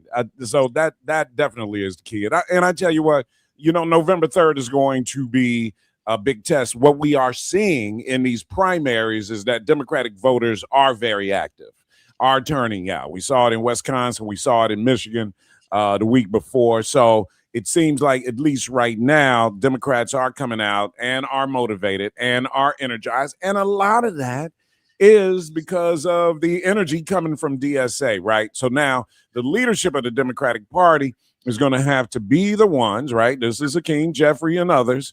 They have to be the one that manage this correctly. Hey, you've got DSA has some victories, right? the establishment have some victories. How do we bring it all together and be a force for November 3rd? Cohesively. And I'm hoping Hakeem Jeffries is the person, but I just don't think I don't know. I don't know. I know I sound bad. Hey, look, I want to be able to celebrate on. He can't do both. I It's know. not going to be a toe the line. I don't think he's got the personality for it. I'm gonna be honest with you guys. I don't think he has the personality for it. On November 3rd, if Democrats win the House, then we're going to be celebrating the first Black Speaker of the House in the history of the United States of America. That is a big deal, guys. Yeah. And I am still questioning whether Jeffries is the dude that deserves that adulation and celebration that's going to come. But that's on me. I got to just wrap my brain around it and look for it when it happens. Counselor, Attorney Augustus Corbett, guys, the Defiant Lawyers Network. Find it on YouTube, Facebook, Instagram, TikTok, right? He's everywhere giving us information, guys, that is very, very important, right? It might not be the mainstream information that you see on the news. That's what makes it so important, that so many things are going on right now in this country. So many attempts to take away things from Black America. The attack is real. It really is. And it's not always headline catching. And because we have brothers like Attorney Corbett who knows how to do research. He's an attorney. This is what his life has been all about.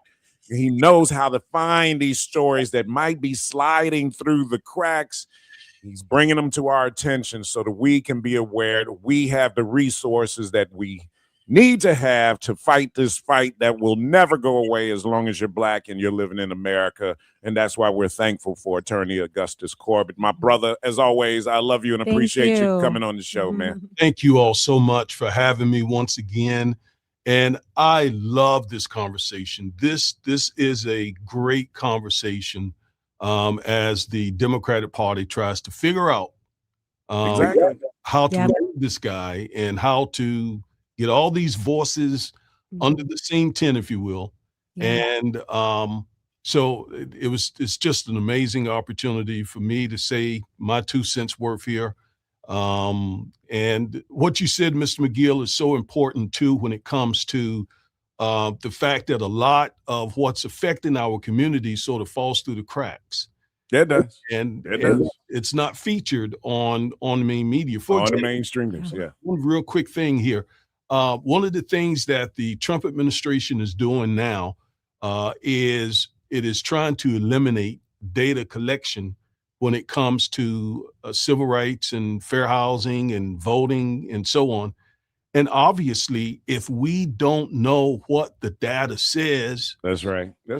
We can't fix anything. We can't advocate for anything. So they know can't fight. We can't fight. They know exactly what they're doing. And brother, diabolical. All of this is laid out in Project 25. Yep. I love it, brother.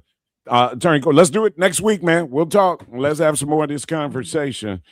All right. 5-9. I don't call 591-1690. I take that back. When we return, our brother Keith Paris from WNOV in Milwaukee joins us again for another extension of this conversation, the election that happened Tuesday in Wisconsin. We're going to talk about what the young voters there are trying to do and a lot more. Kayla's got WVON News coming up right now. Thank you, brother. Absolutely. Thank you all. Cloudy with possible showers today with a high of 80. Good afternoon. I'm Kayla Patton in for Logan Page, and here's what's happening. The Chicago Transit Authority is launching a new Safe Rides Specialist Program pilot. The program will add dedicated non-law enforcement specialists to promote a safe transit experience for every rider. The specialists will support riders experiencing mental health crises and substance abuse disorders. They will also engage youth and young adults to build positive relationships, de-escalate potential conflicts, and redirect energy into constructive behaviors. The move comes after the Trump administration ordered the agency last year to improve safety for riders following multiple high-profile crimes on the CTA.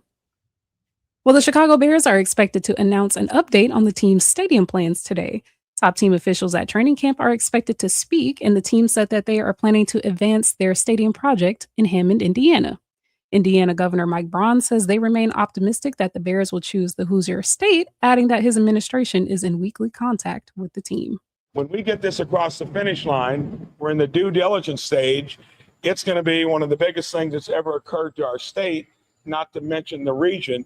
So we're doing everything you need to do to make sure we get it done. Well, back to school season is back, and City Clerk Anna Valencia is hosting a back to school drive. Annette Flournoy has more on that story. In less than 2 weeks is back to class for Chicago Public School students. This Saturday, Chicago City Clerk Anna Valencia is hosting a special back to school initiative in Washington Park. Free backpacks. Children must be present to receive a backpack, but free backpacks donated by Cradles to Crayons. So I want to give them a shout out.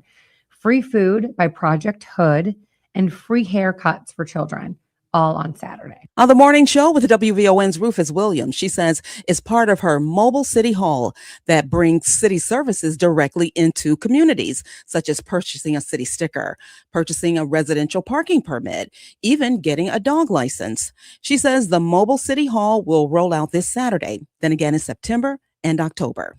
Annette Flournoy, Our News Now, 1690 WVON. And a Chicago area funeral home at the center of a misidentified body scandal is now facing a lawsuit that can turn into a class action suit. South Chicago Chapel is now being sued by the family of one woman whose family member's body may have been improperly stored at the funeral home. Meanwhile, the medical examiner has now identified 19 of the 56 bodies discovered at the funeral home. That's a look at Our News Now on 1690 WVON. I'm Kayla Patton.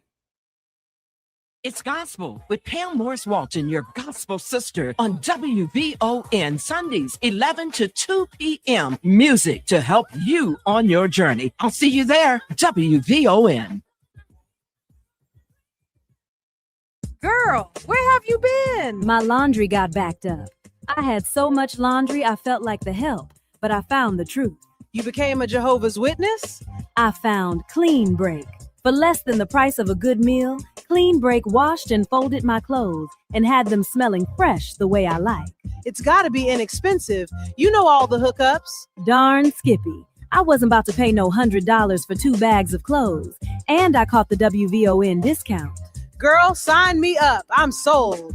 Try Clean Break today for just $25 per bag, including pickup and delivery. Call 708-980-7886 or visit cleanbreak.com. That's KLEANBREAK.com. Clean Break, fresh clothes, more free time.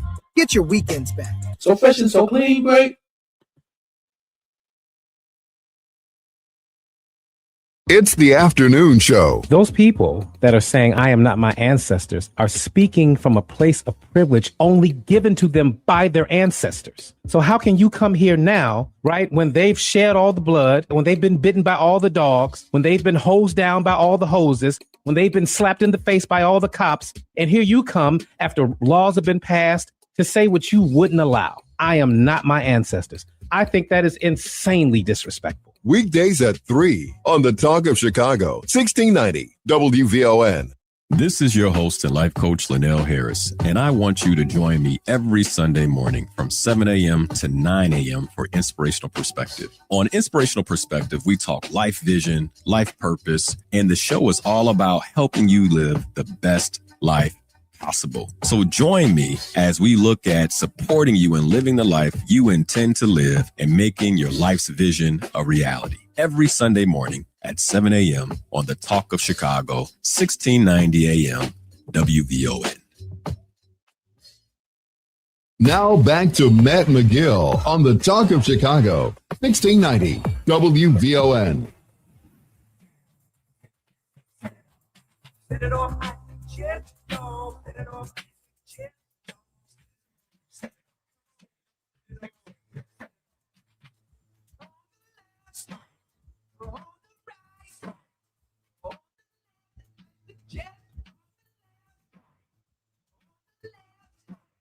All right, we're back. It is a Thursday. Haley Vaughn in the studio with us talking about the world being black and living in America. How'd you like Attorney Augustus Corbett? Oh, he was fantastic. Such a great conversation. And I just really appreciate the variety of perspectives and him sharing that he has similar conversations at home with his family and his daughter. And the key to getting on the same page starts at home with your family. Have these conversations multi-generationally. Everyone should be involved, but young people only are as interested in the things that they're exposed to. Agreed. You know, I love the fact him and his daughter have this law firm, so you know they're doing good work serving the African American community down in Dallas. His wife is right there answering the phone. She's part of the whole operation, his operation, the Defiant Lawyers Network. Like, again, I encourage you guys, follow it on YouTube or wherever. The brother is constantly just dropping knowledge and information. Like I said, stories that are kind of sliding through the cracks. Just look at that last story he told us before we left the air, right? Yep. Trump administration is fighting information gathering, right? That we would need to fight these fights on fair housing and school, all this stuff, right? This important data collecting that we need to fight, to have the resource to fight, right? As information. But they're very maniacal in how they are attacking Black progress. They absolutely really, and I think because we've kind of skipped over a lot of what 2025 Project 2025 was all about, we've kind of like leapfrogged over it now because all of these other issues, you know, have hit us, right? Like I said, the war and, you know, APAC and all the DSA, we're having all these other conversations.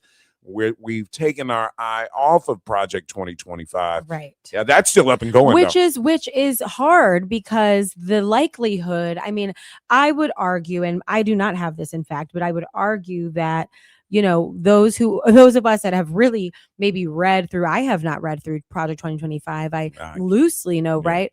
But so we are already in the dark about what is really in there. We are seeing it, but how do we even know that some of these tactics aren't even part of that plan? Do you know what I'm saying? Absolutely. Well, that's what he was talking about. All potential, all the data we've had over years about Black women being the most educated population, the most successful in terms of career and higher education. We are now the number one targeted in terms of layoffs, unemployment. Absolutely. I mean, it is all not a coincidence. This is strategic. Here's the question. 900 pages, Brother Corbett said, is Project 2025. I wonder how many pages have they gone through already? That is something for us to put in perspective. Here we are 2 years into this administration. Yeah, barely. I wonder how many pages they've already addressed in there. And that would probably blow our mind. Yeah. All right, Brother Keith Paris from WNOV in Milwaukee. He's back on today because we were talking about Wisconsin voters. And actually, we just had another conversation about DSA, Brother Keith. So welcome back, man.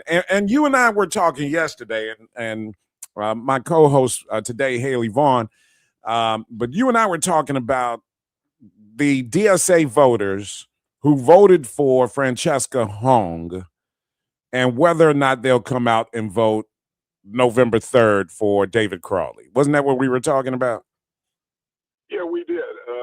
And I thought, and hey, good afternoon, man. Thank you for having me back. Yeah, I thought about that. And I think they had such a great ground game. And yesterday they had a unity breakfast. And she was very enthusiastic about it. So, yeah, I think there's going to be a turnout. I did go back and look at what happened in 2022 in terms of those voters 18 to 25, 18 to 29. They had a higher than normal turnout. Normally it's about 20%. It was 27% in 2022. All right. So I think that it could happen, but I'm more concerned about will the Black community turn out to vote? And so that's really been the conversation. Well, let me ask you this: the black Wisconsin and namely Milwaukee, I guess, is what we're talking about. I mean, they voted for a David Crowley. Am I correct or am I misreading it? Yeah, for the most part. Right. Okay. So they should be inspired to come out November 3rd, then, right?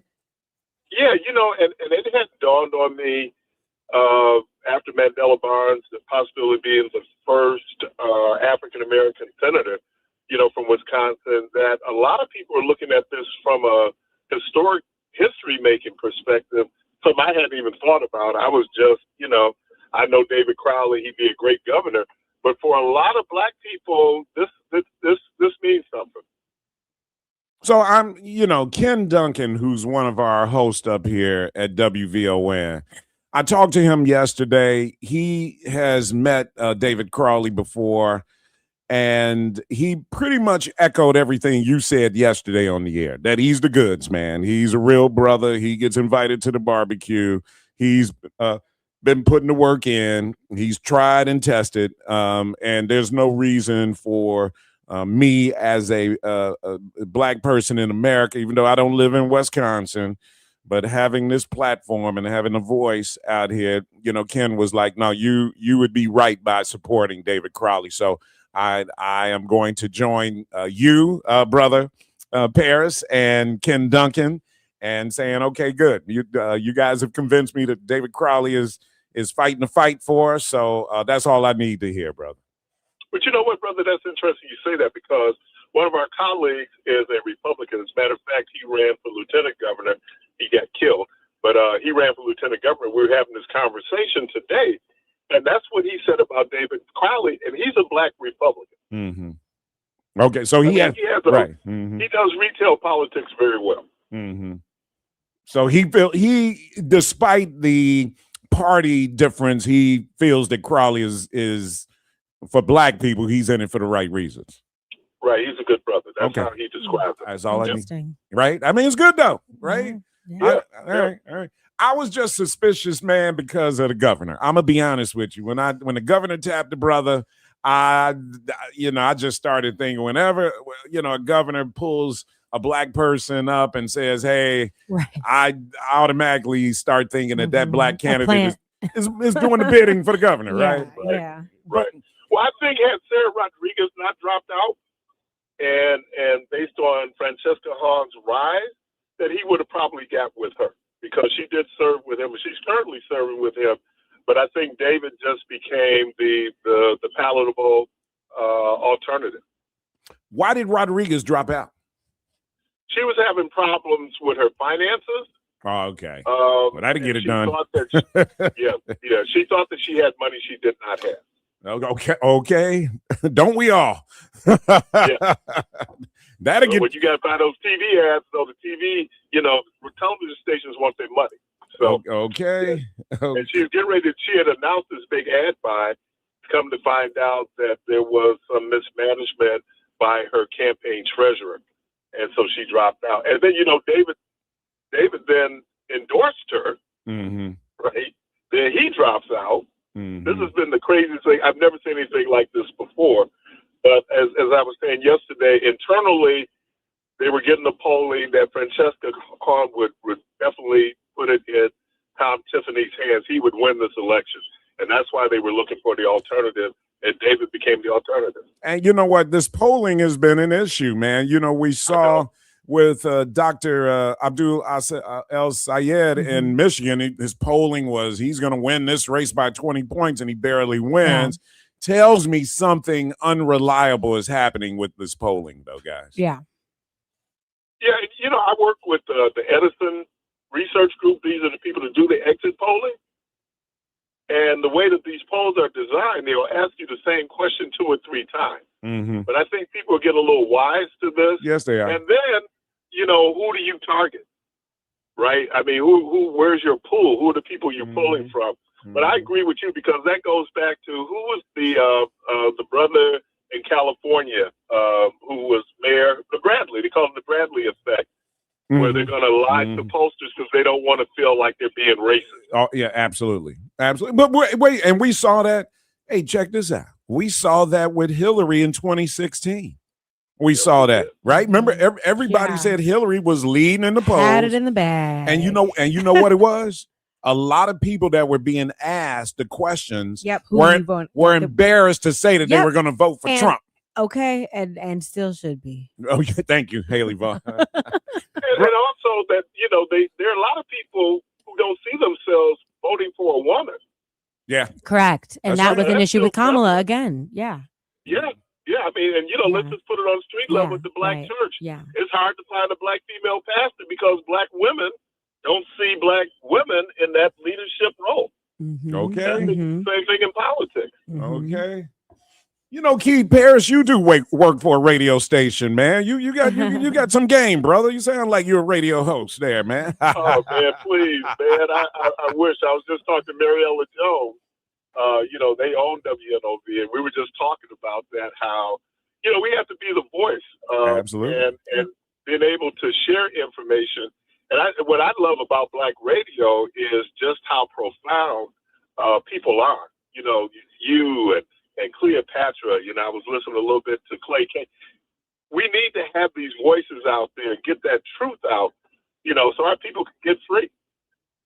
We need it, brother. I don't know if you heard my last guest, attorney Augustus Corbett, but I encourage you to look up his content. It's called the Defiant Lawyers Network. I'll have Sonia send you his info. Okay. Follow that brother and just get some of the content he's putting out here as well, man. He's a semi-retired attorney. His daughter runs the law firm right now, but he spends his time, doing a lot of research and finding these stories that are really impacting Black America negatively through the policies of the Trump administration. Some of the stuff that's sliding through the cracks, that's not making the headlines. This brother's on top of it, man. So I encourage you to follow him. Keith Paris, WNOV, my brother, I appreciate you, man. Can't wait to have you back on. Man, thank you for having me. Let's say something real quickly. Go ahead. You always talk about Project 2025. Oh, yeah. The author of that whole project works in the Trump administration. Well, hold on. Let's take a break here, and let's talk about that when we come back, Keith. Don't go anywhere. You're listening to the Matt McGill Show. More from Matt McGill coming up on the Talk of Chicago, 1690 WVON. It's Rufus Williams. The thrill of summer is finally here, which also means it'll be over before we know it. This fall, the Rufus Williams Travel Club is heading to Charleston, South Carolina, October 8th through the 12th. Join me as we experience the beauty, the brilliance, and the culture of one of America's most captivating cities. We'll enjoy the charm of the Lowcountry, breathtaking scenery, incredible cuisine, and the rich African-American history of Charleston. There will also be a few special surprises designed just for our group. So whether you're traveling alone, with family, or with friends, you'll be welcomed into an unforgettable experience filled with great people and great memories. Space is limited, and the best rates are right now. Simply go to WVON.com, click on the Rufus Williams Travel Club banner, and reserve your space. Advantage International is the official travel partner of the Rufus Williams Travel Club. Charleston, South Carolina, October 8th through the 12th. Travel with people, travel with purpose, travel with us. Chicago's hottest lakefront Summerfest is back. The South Shore Summerfest returns on Sunday, August 16th at the South Shore Cultural Center from 12 p.m. until 8 p.m. Catch the sultry sounds of R&B icon John B. as he plays all your favorite hits. Free registration is available at SouthShoreSummerFestival.com. Sponsored by Special Service Area Number 42 and the South Shore Chamber of Commerce, Chase Bank, and Sway Dispensary. This is the story of the one who keeps multiple buildings running smoothly day after day. Plumbing that flows, HVAC that hums, cleaning supplies that keep surfaces sparkling. That's why she counts on Grainger. With easy reordering online and 24/7 support, Grainger helps her keep the products she needs on hand. So shelves stay stocked and buildings stay ready. Call 1-800-GRAINGER, click Grainger.com, or just stop by. Grainger, for the ones who get it done. If you're 55 or older and into that whole saving money thing, T-Mobile has an exclusive phone and internet bundle just for you. Right now, get 2 unlimited phone lines plus 5G home internet for just $30 each per month with autopay, plus taxes and fees. And with 5G home internet, setup is easy with just one port and no technician needed, which is great if you're also into that whole keeping it simple thing. Switch now and experience the best mobile network in the U.S. Visit your local store to start saving. T-Mobile, it's better over here. Based on analysis by Ookla of speed test intelligence data Q4 2024 to Q1 2025, Ookla trademarks used under license. Unlimited on our network. Customers on voice plan may notice speeds lower than other customers and further reduction if using more than 50 gigs a month due to data prioritization. Video streams and SD on this plan. Home internet pricing at $20 a monthly bill credit plus $5 per line without autopay. Debit or bank account required. See 5G device coverage and access details at T-Mobile.com. Looking for a fun, free event the whole family can enjoy? Join Insight Hospital and Medical Center Chicago as we celebrate 5 years of serving our community with a community block party and health fair on Saturday, August 15th from 11 a.m. to 2 p.m. at 2525 South Michigan Avenue, formerly Mercy Hospital. Enjoy free food trucks and ice cream, music and entertainment, games and activities for all ages, free health screenings, wellness resources, and the chance to meet our expert providers. Bring your family, bring your friends, and celebrate with us. Admission is free. We can't wait to see you. Learn more at InsightChicago.com. That's InsightChicago.com. Hello, Chicagoland. This is your main man, Tio, Mr. Ceasefire Hardiman.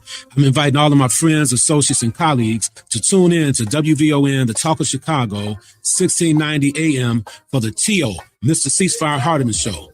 This show will cover all the hottest topics, including politics, reducing gun violence, and so much more, right here every Sunday morning from 6 a.m. to 7 a.m.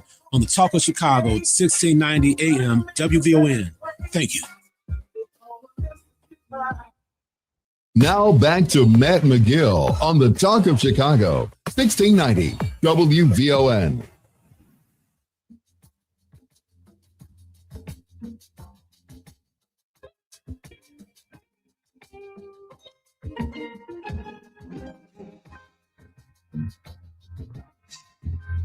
All right, what we got going on here, Miss Haley Vaughn? We got a full hour coming up at 2 o'clock to talk about whatever we want to talk about. Okay.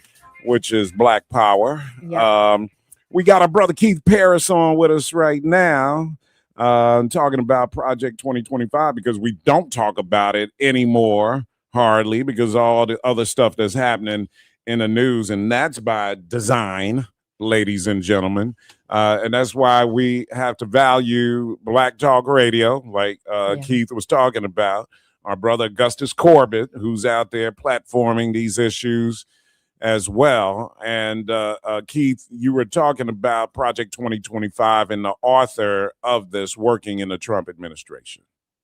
That's right. His name is Russell Vaught. He is currently serving as Director of Management and Budget. Anybody understands how government works, the Office of Administration or Management and Budget, they control how the money flows. He's not the only one, though. Brendan Carr, he is current chairman of the FCC. Tom Homan, he's the board designer. He has to ask, hey, Tom, where's that $50,000? And then John Ratcliffe, who is director of the CIA. So some of those folks, and these are key positions, you know, in terms of being able to carry out a lot of that 2025 agenda. Yeah, concerning, brother. We can't take our eye off of this, man. And the way that they operate, man, it's so intelligent. But if it was not done for evil reasons, you could admire it. But it's diabolical in what they are doing to attack non-white people and to go after the funding sources that have helped Black people over the years, and policies that have helped Black people over the years.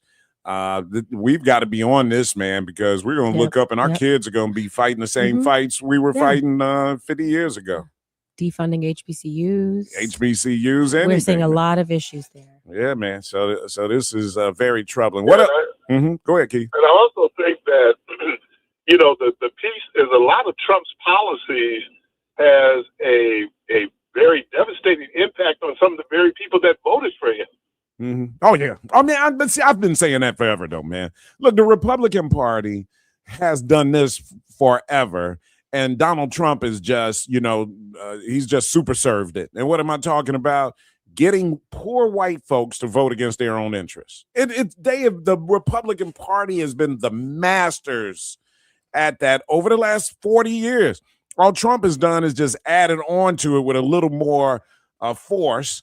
But the Republican Party has gotten poor white people in the South to vote against their own interests for years, man. For years. Years, man. Well, and that was the genius of Chairman Fred Hampton. That, look, it's about the interest. And I understand just racism is just baked into America. But the bigger issue has always been class, right? And so when you have people who have shared interests, who then have a diversion because poor white folks in the South wasn't eating, they say, well, at least you're not an N-word, still hungry. But and that's still working today. Still working today, brother. That's what makes it scary. Still working today. Yep. All right, brother Keith Pierce. All right, man. Brother, check in with me next week, man. You got something on your mind? I appreciate you.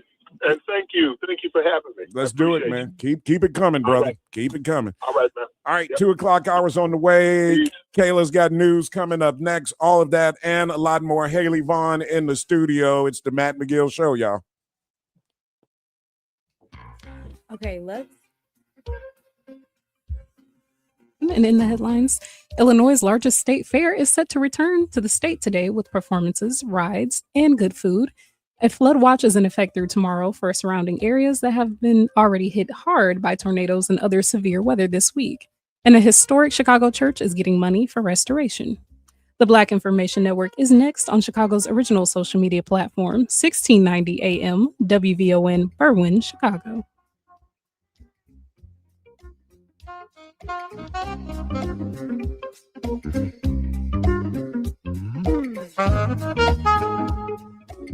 First, here's BIN News Now. The Justice Department says nearly a dozen people have been arrested in an alleged sham marriage scheme involving Chinese nationals. This is one of the largest marriage fraud prosecutions in United States history. Attorney General Todd Blanche claims the operation arranged more than 1,000 fraudulent marriages in exchange for payments, helping participants obtain green cards through fake relationships. A Denver City Council proposal to begin meetings with an acknowledgement of slavery and forced labor remains on hold. The measure has been tabled for a second time, with council members expected to revisit the issue in late September. And a GoFundMe has been launched for the widow of actor Malcolm Jamal Warner. Organizers say Tanisha Warner has faced financial challenges since his death and is currently involved in a legal dispute over the late actor's estate and family trust. Get BIN News Now on demand 24/7 on the iHeartRadio app. Back to Terry McCready. A closer look at Black candidates taking center stage in governor races. State House Speaker Lisa Dameth won the GOP primary in Minnesota. This is our opportunity to turn our state around finally, get us back on the right track, make us stronger and better, ending the fraud, accountability that starts at the very top. Dameth defeated Trump-backed businessman Mike Lindell and will face Democratic Senator Amy Klobuchar in the general election. Meanwhile, moderate Black Democrat David Crowley defeated Democratic Socialist Francesca Hong. We may not agree on every policy. We may not use the same labels, but we all want safe communities, strong schools, affordable health care, good paying jobs, and a brighter future for all of our children. Crowley will take on Republican Tom Tiffany in November.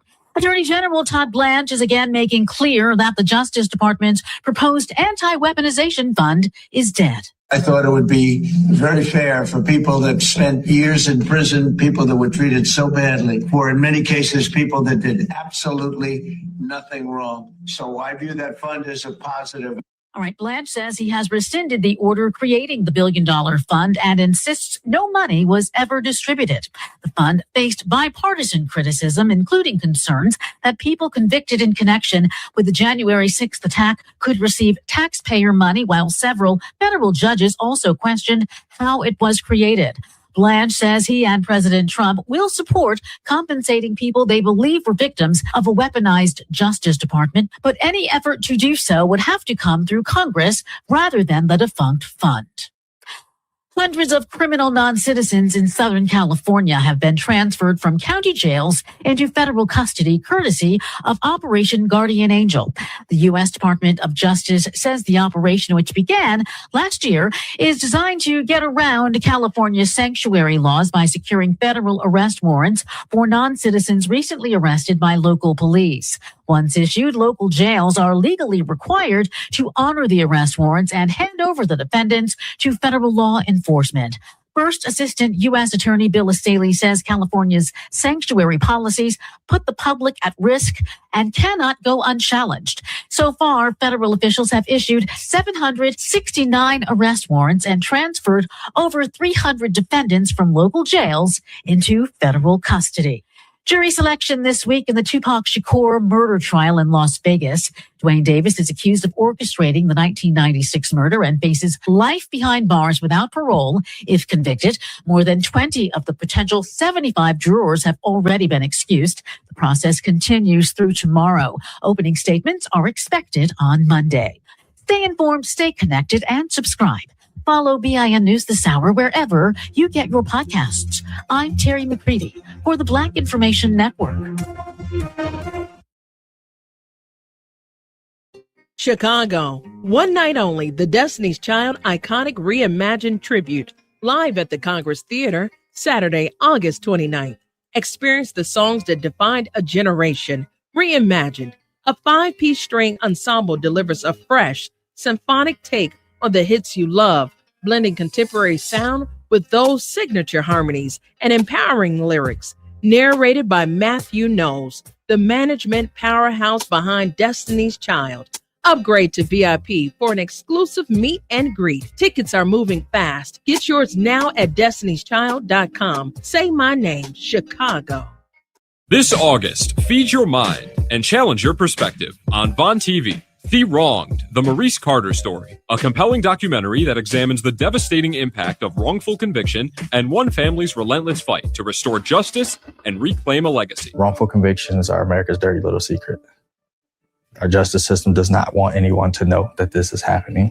Our prisons are filled with people that were sent to prison for crimes they didn't commit, and science later proved they didn't. Then watch Bound and Woven, where Rufus Williams sits down with authors, historians, and changemakers for powerful conversations exploring Black history, culture, and the ideas shaping our future. In August, discover programming that informs, inspires, and transforms, only on Von TV. Watch on Roku, Amazon Fire, Apple TV, the WVON app, or at von.tv. Von TV, for the culture, by the culture.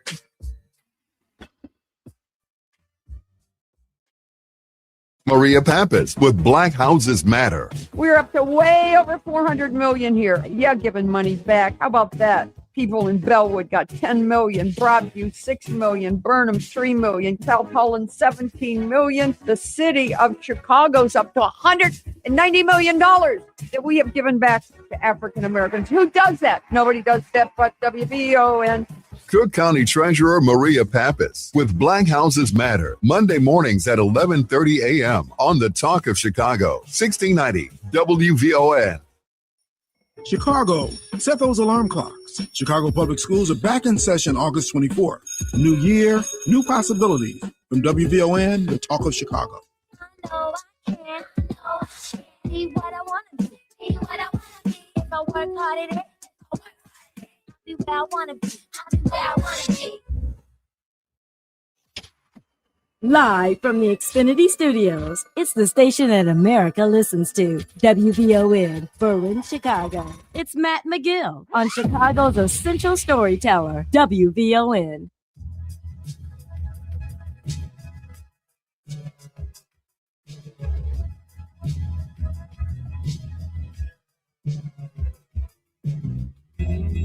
I love this song.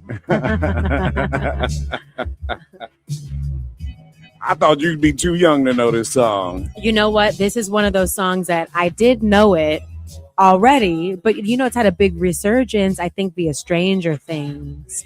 What's it was used, it's look, it's one of the biggest shows out on Netflix. It's like a Netflix like legacy. I know, I'm like, Haley's that's like kind of Earth- bad, Matt. Earth to And Matt. I don't even, I stopped following Stranger Things pretty early on, but it's one of those big Keep it going, Robert. Netflix shows that now like Universal Studios and, you know, big production. They've made like a whole cash cow universe out of Stranger Things. Is that right? But this was one of the songs that I think had a big resurgence via that In the show and then via TikTok. It's also gone viral as an audio sound. A lot of quote unquote older songs This have song had a was- resurgence of listeners based off of being used for audio on social media. So this is one of those too, but I knew it already. This, what was crazy about this song when it first came out, man, in the 80s, I was living in California, and I just thought it was such a cool song, right? Yeah. And I was Yeah, like, it's a wow, delight. man, Yep. what a easy to listen Yeah, to, it cool really song. is. And I'm like, man, this guy Billy Idol is little did I know all the rest of his music was gonna be like this hardcore, rebel, yeah, I'm a rocker, his first song that he hits mainstream radio with is this, a ballad. Right. And I'm thinking, oh man, this Billy Idol dude is about to be cool, man. I can't wait to listen to the rest of his music. And it's all like hardcore, crash your Heavy, head against the metal. wall. Yeah. Well, I feel like that's a lot of artists kind of come in with the palatable or the crossover or the easy listener. And then once they're established, they can do their own thing. Do their own thing, though. Anyway, Eyes Without a Face. Billy Idol was the song. No, wait a minute. You were mentioning something about this issue. I saw it. WNBA. Transgender. What, is there an issue there? I mean, I feel like I'm not following this. I saw that there is a former NBA player who's entering the WNBA draft, right? No. So basically, top line is that the WNBA task force has now entered into a formal discussion about transgender athletes. They haven't made any determinations. As of right now, the WNBA still maintains that it is for women athletes exclusively. But I guess those who are big into, creating these discussions of conflict about transgender athletes in professional sports, I guess there's no fine print about what defines a woman. Now, while there are currently 0 transgender women athletes in the WNBA and currently 0 transgender athletes in the NBA, right? These 2 NBA players,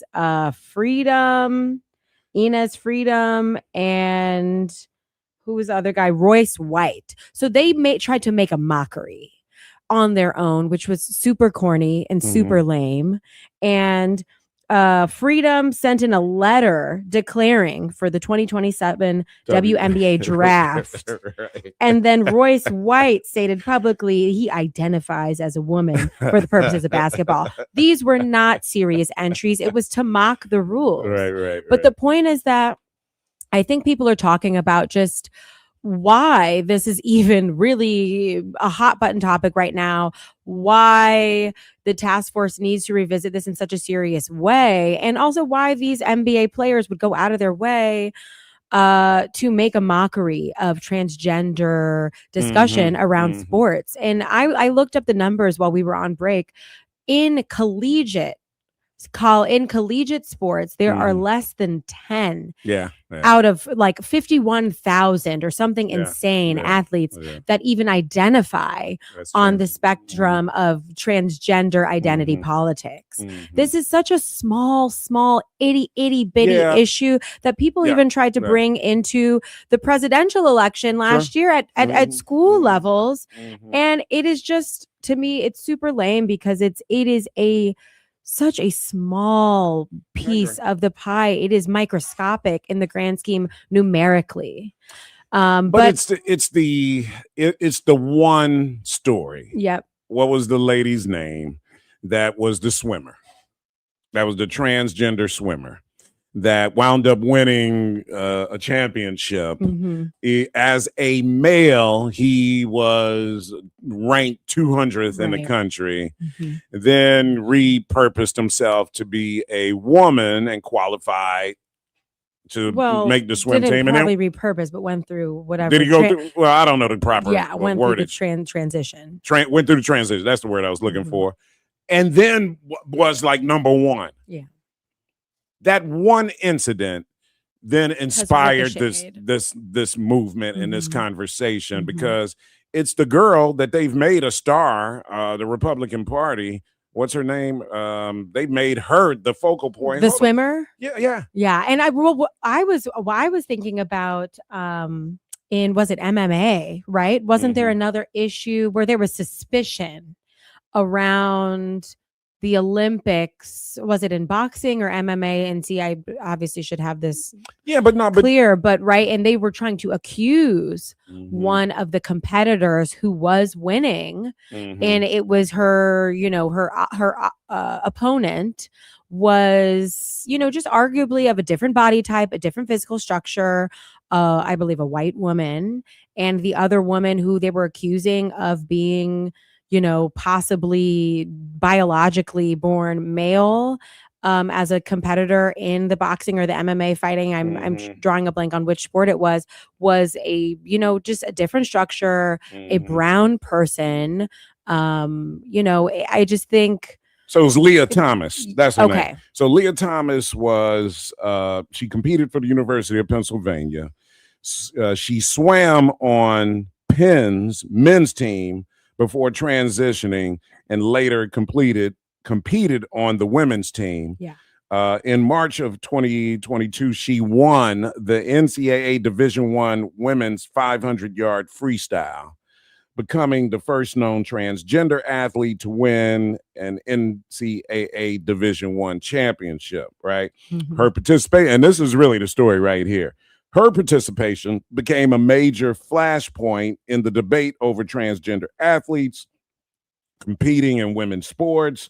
One of her prominent opponents was Riley Gaines. That was the name I was searching for, a former University of Kentucky swimmer who tied Thomas for 5th in the 200-yard freestyle at the 2022 NCAA championship. And so Riley Gaines now has become like this star of the right wing of the Republican Party, the victim on this issue, right? Yeah. But I do think so. Here's I think because of this one story, right? To your point, there aren't really a lot of transgender athletes participating in college and sport. at the professional level, there aren't any. But because of this one story, is there an opportunity for a breakthrough?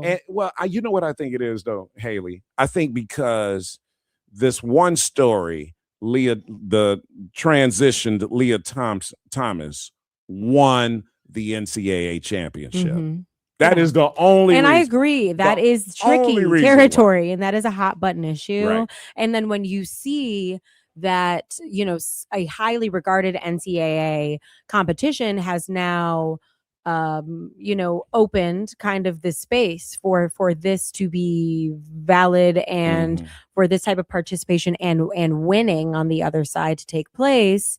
I think a lot of athletes have their opinions. I think this became more of a public conversation because of the two NBA players making kind of a mockery, which led into this really heated, really kind of nasty online discourse. Right. But yesterday, the task force for the WNBA met. And so I think really their goal was to kind of shut down any fear mongering and conversation that was going on around this, and to maintain that nothing has changed in terms of their eligibility standards. And, there would be no immediate type of action from the WNBA to even entertain athletes just kind of coming in. And excuse my ignorance on it. Does the WNBA have a policy regarding not transgender? Specifically, no, they do don't not have a policy. No, currently, right now, they do not. Right. And and they don't plan on having one. Is basically what they're saying, because it's not really an issue. They don't have one currently. Right. I don't know that they don't plan on having one. I think what we could say is that maybe a follow-up story that I'll keep my eye on to this is that will the WNBA task force feel like, because of the visibility and the traction that this has gotten, will they then move to implement one? Well, but see, here's what I think. They're not going to have to move on it until something happens, right? See, so if you had a transgender athlete get into the draft, now you got to deal with it. Right. Because like I said, this wouldn't even be a story if Leah Thomas hadn't won the NCAA champ. Let's say Leah Thomas transitioned, became a woman, and then finished 100th in the swimming, then we wouldn't even be having a conversation. It's because Leah Thomas won Totally. that now you do have to look at, well, wait a minute. Right. Did she have an unfair advantage here, Mhm. right? You know, I Mhm. mean, here's somebody who was Right. ranked 200th with the men, and now she's the NCAA championship. So Yeah. let me say this. I do understand why Yeah. the Riley Gaines of the world feel some kind of way about Absolutely. this. Right. And I think, Yeah. and I do think, and let's talk about this when we come back, I think the Democrats didn't handle this conversation the right way. And I think it cost them. I'm not going to say it, It's gave tricky. Trump the It's election, tricky stuff. but yeah. they weren't able to. Again, this is getting back to Democratic Party leadership, right? Mhm. They weren't able to word this the right way, deal with it the right way, keeping in mind the consequences of not wording it the right way. And the excitability of it all that Right. people are really waiting That's a on. flashpoint. This is one. See, this wasn't a small one, right? This is one that, man, they're going to use this. Oh yeah, they're looking for it. Looking for stories Yeah. like this, and the Yeah. Democratic Party to me wasn't prepared Yeah. for the fallout on this. 312-705-5850. You're listening to the Matt McGill Show. Yeah. More from Matt McGill coming up on the Talk of Chicago, 1690 WVON. When it comes to celebrating our Chicagoland communities, Wintrust is here for it. We are proud to support small businesses in our own backyards, like Pies of London, authentic English savory meat pies made with the best ingredients, located at 1071 Rolling Road in Elk Grove Village. Pop-in plates, kitchen rentals, catering, and classes at 64 Leicester Road in Park Forest. And Fusion Beauty Academy, professional training for cosmetology and more, located at 18 Ohio Street in Joliet.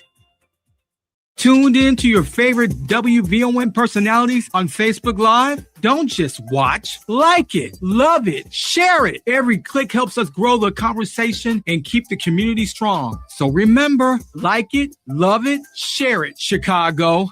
Hey, baby. I'm your Magnolia Blues man, Sir Henry Cheatham, inviting you to join us Tell me. on WVON 1690 for some real American music and culture. Here on Classic Blues and R&B. Check us out Saturday, 11 p.m. until 2 a.m. on WVON and Classic Blues and R&B. Every Sunday, now you'll be able to listen to the First Church of Deliverance here on 1690 WVON and on the iHeartRadio app at 11 p.m. Tune in for inspirational music, powerful word, and a blessing from the Lord. That's the First Church of Deliverance, Sundays at 11 p.m. right here on the Talk of Chicago, 1690 WVON. Follow us at fcdchicago.org. Now back to Matt McGill on the Talk of Chicago, 1690 WVON.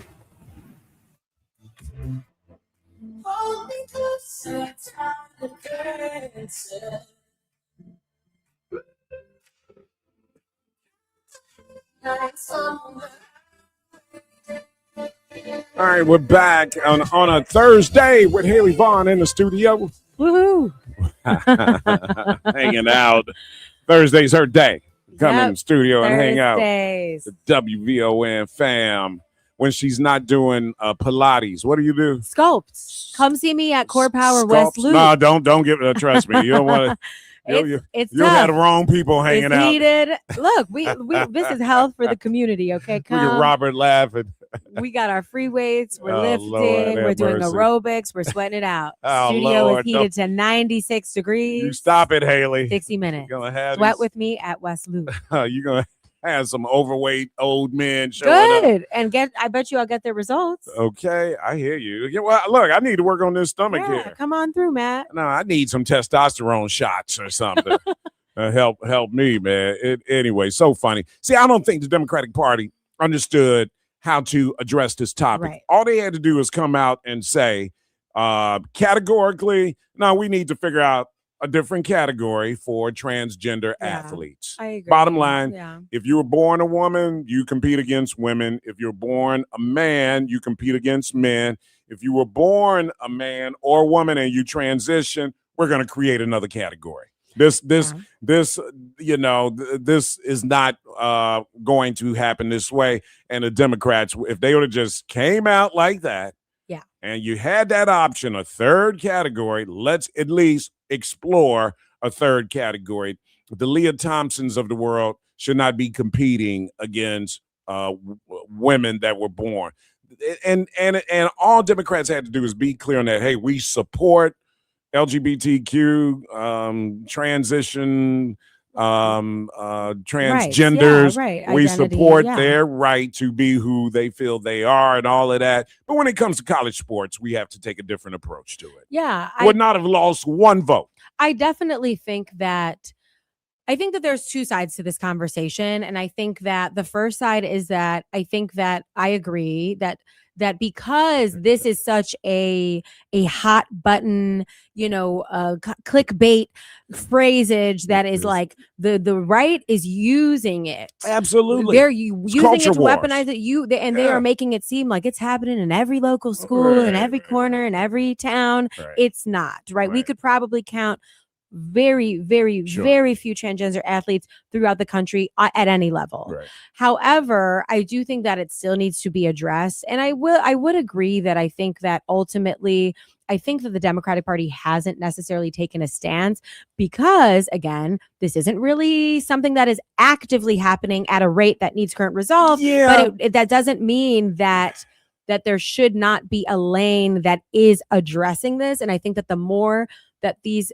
situations maybe appear, grow, or just the concern of voters wanting some type of clarity and stance politically, or to just understand it on a nonpartisan level, how this is being handled by collegiate systems or professional systems. I think that it should be addressed, and I think a lane should be carved and paths for these athletes specifically.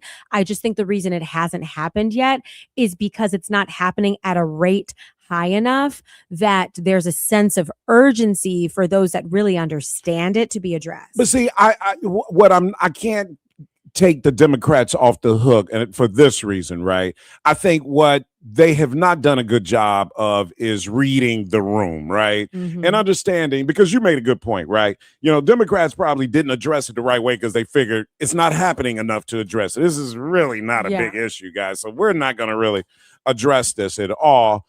And what they have failed to do is to realize that it doesn't have to be happening. Right. It has to have the potential to be an issue, right? still gonna be So talked what about. I say all the time is, and the late Sharon Morgan, who was a mentor of mine when it comes to PR, she used to always say, and I'm sure she got it from probably one of her mentors, right?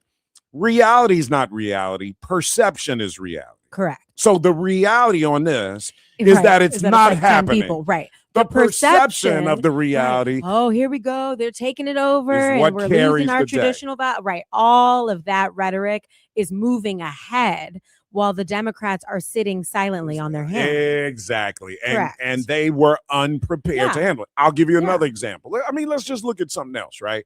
I was just talking earlier today. I met this couple last night. I'm sitting at the bar. Guys, don't judge me.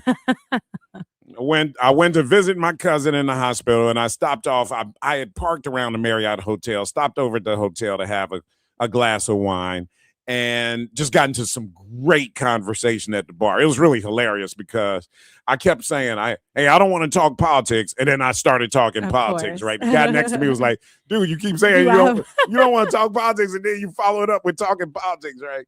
So this couple came in town from Crystal Lake, and they were visiting, and they were just talking about, we love coming to Chicago. And I asked, I was like, yeah, this has got to be great for you guys because you live in Crystal Lake, but you get to come and hang out in Chicago and enjoy the summer and stuff like that.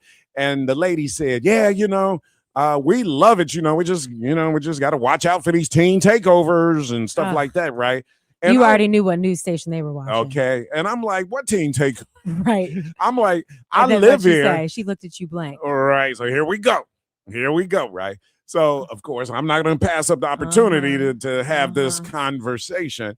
So, and they were older white couple, right? And I was like, I'm like, what teen takeovers? I'm like, I live in Chicago. Right. Tell me about them. You live in Crystal Lake, right? Yeah. Adorable couple. Yeah. Don't get me wrong. Right. I live in Chicago. And I haven't seen a teen takeover. Correct. I saw it on the news. Right.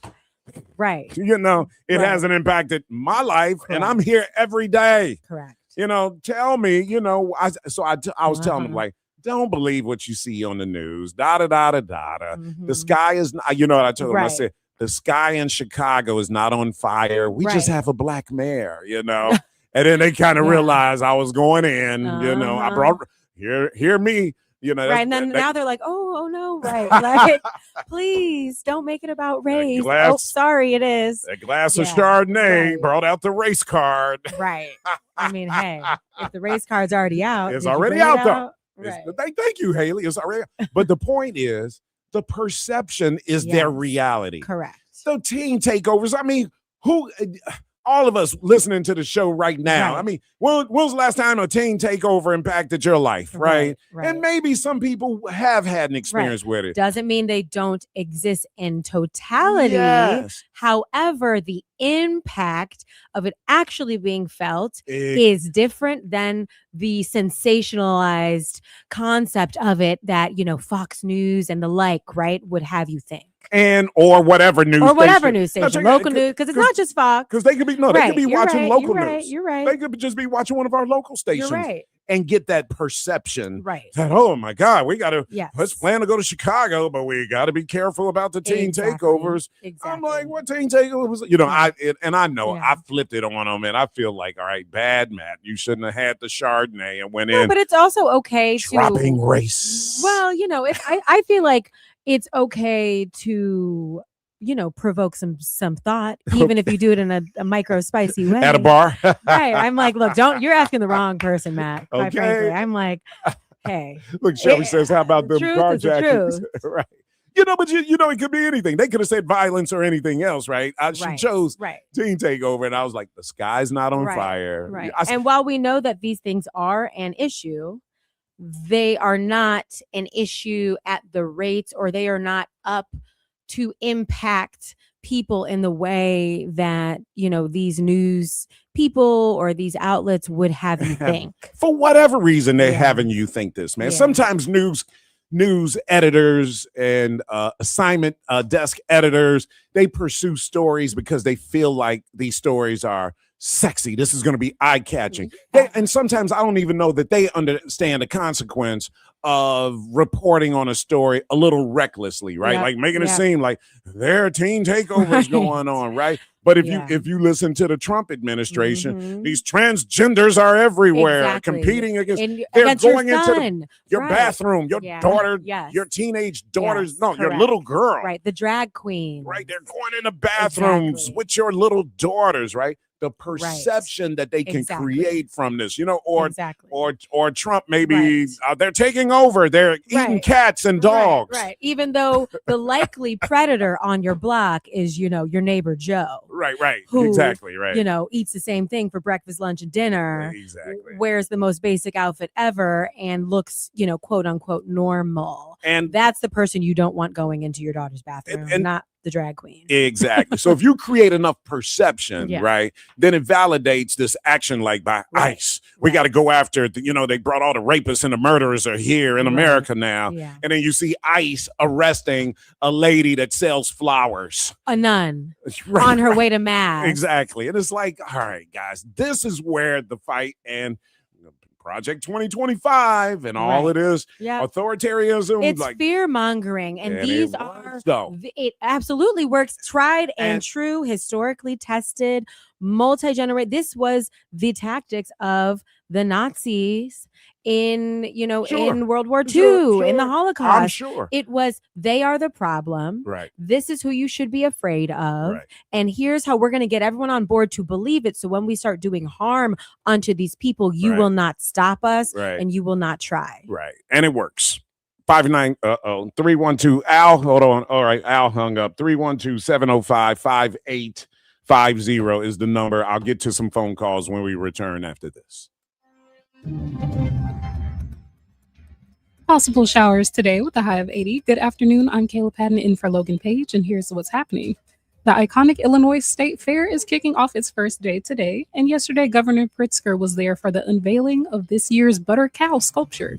He spoke of how the butter cow is a symbol of Illinois agriculture.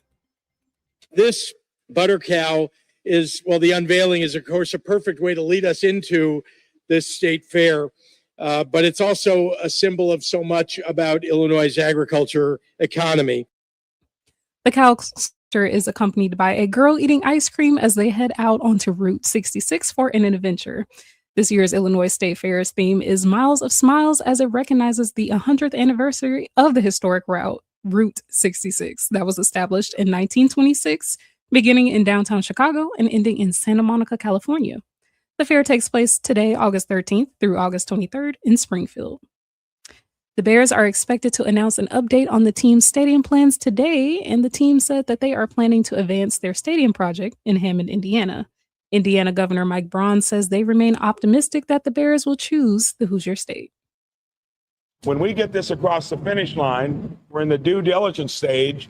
It's going to be one of the biggest things that's ever occurred to our state, not to mention the region. So we're doing everything you need to do to make sure we get it done. Chicago Bears president Kevin Warren says that there are 2 viable sites in Hammond, but the deal is not done. The Chicago Office of Inspector General has released 2 recent audits highlighting ongoing operational and accountability challenges in the city's department. WVON's Annette Flournoy explains. According to a new city watchdog report, Chicago cannot with certainty track whether or not it's paying its vendors on time. The Inspector General audited the Department of Finance and says they found that the city's tracking system has some incomplete and inaccurate data, and slow payments have been happening consistently for years. The city has a 30-day payout goal for contractors, but the IG says that gaps in data makes it impossible to confirm whether that 30-day goal is being met. Annette Flournoy, Our News Now, 1690 WVON. And one of the largest Powerball jackpots in history has finally found its winner. The winning numbers were produced on a ticket bought at a Hy-Vee gas station, and the current jackpot ranks as the 8th largest in Powerball history. Meanwhile, a $2 million winning ticket was produced, with 4 tickets in other states producing $1 million prizes. That's a look at Our News Now on 1690 WVON. I'm Kayla Patton. On the new episode of Mama, I Made It, Chicago made her. Hollywood embraced her. The South Side's own Lisa Ray McCoy sits down with Samantha Chapman for intimate conversation on Mama, I Made It. From her breakout role in the Players Club to becoming a television icon and entrepreneur, Lisa Ray opens up about her career, her Chicago roots, and the journey behind her success. Don't miss this exclusive interview, streaming now on Vaughn TV. Watch on Roku, Amazon Fire, Apple TV, the WVON app, or at VON.TV. Vaughn TV, for the culture, by the culture.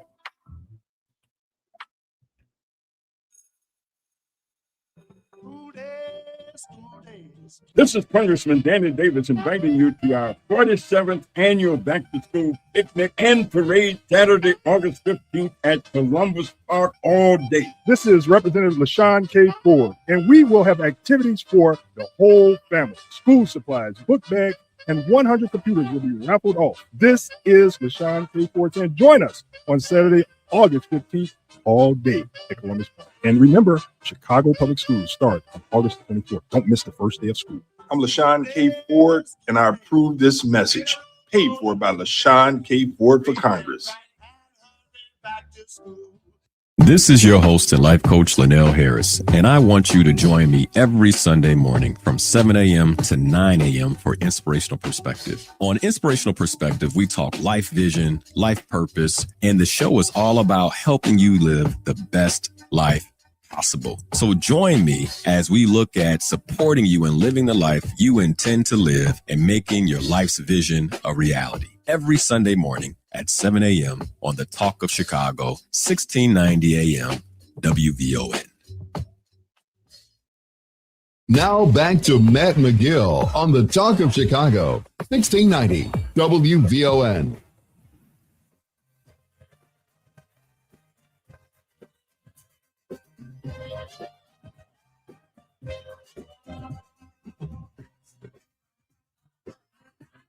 Come on now. KC and the Sunshine Band. Wasn't no cooler white boy in the world. He was killing this. Come on. That's the way I like it. Yeah. Check it out.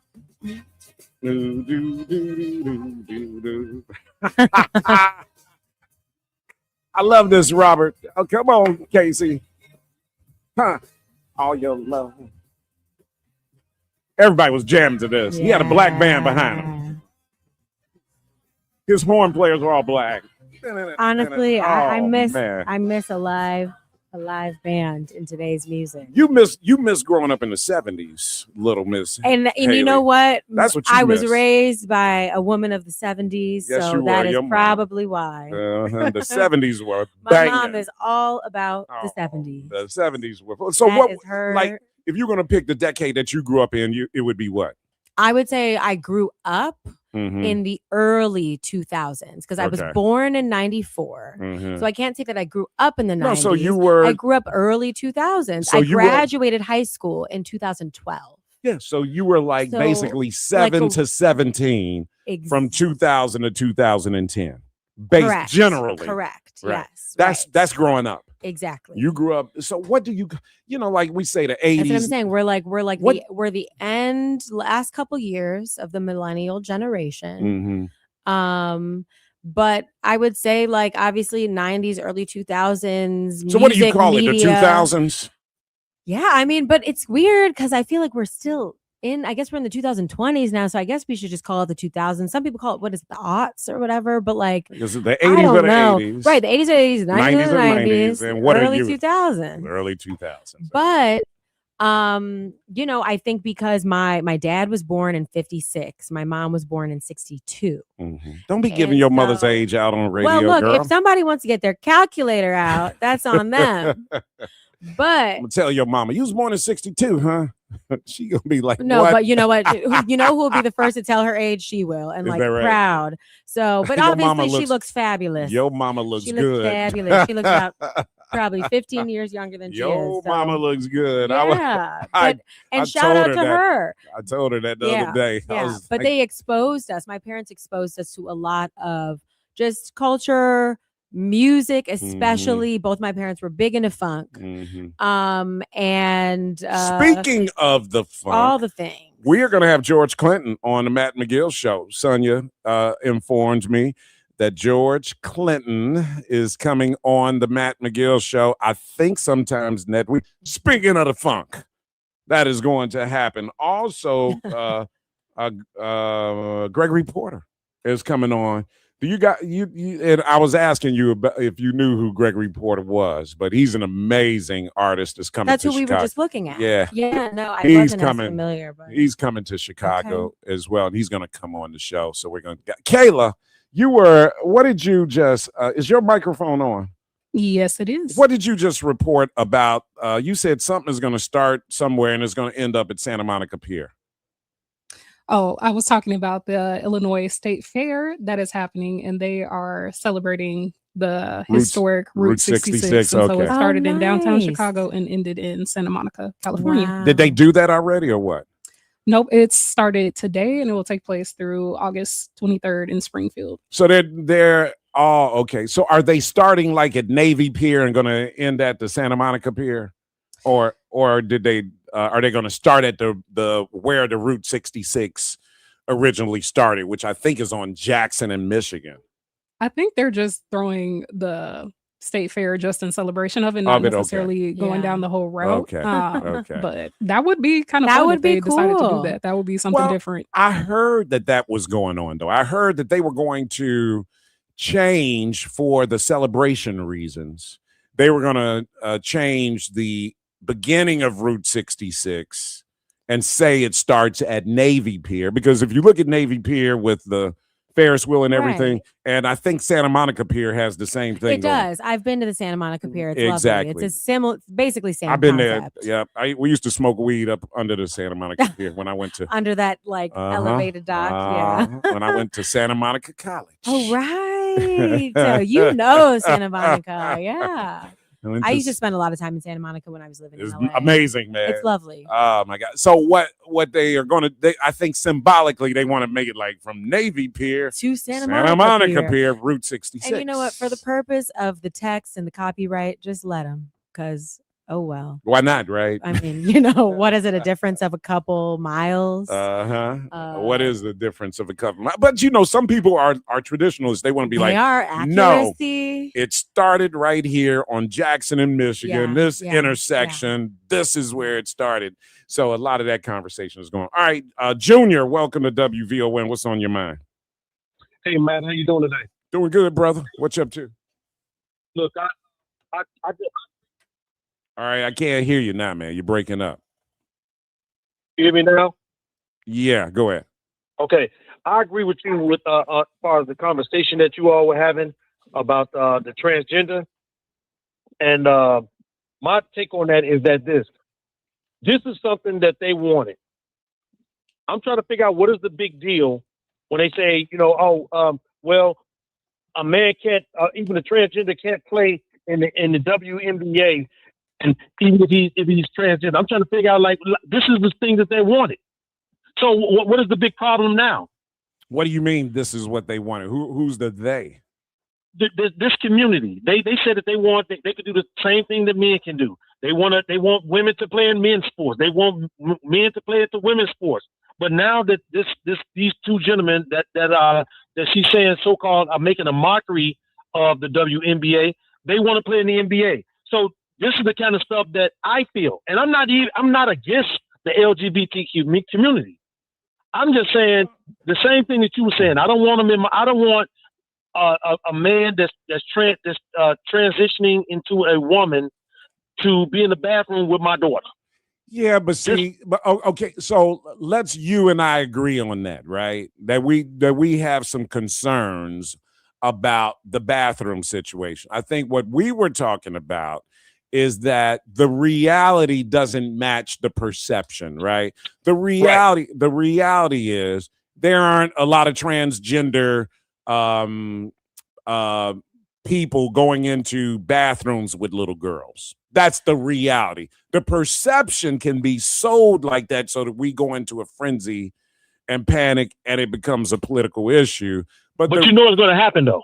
You know, eventually this situation is going to happen. I think you do know that eventually you're going to have stuff in school that's going to happen. Eventually stuff in the sports world is going to happen. So when these situations come about, Junior, go ahead. You have bathrooms now that are all gender bathrooms. So you just wait till the person comes out and then you go in. Also, let's get back to the main idea about where this type of paternal concern and rage should be directed.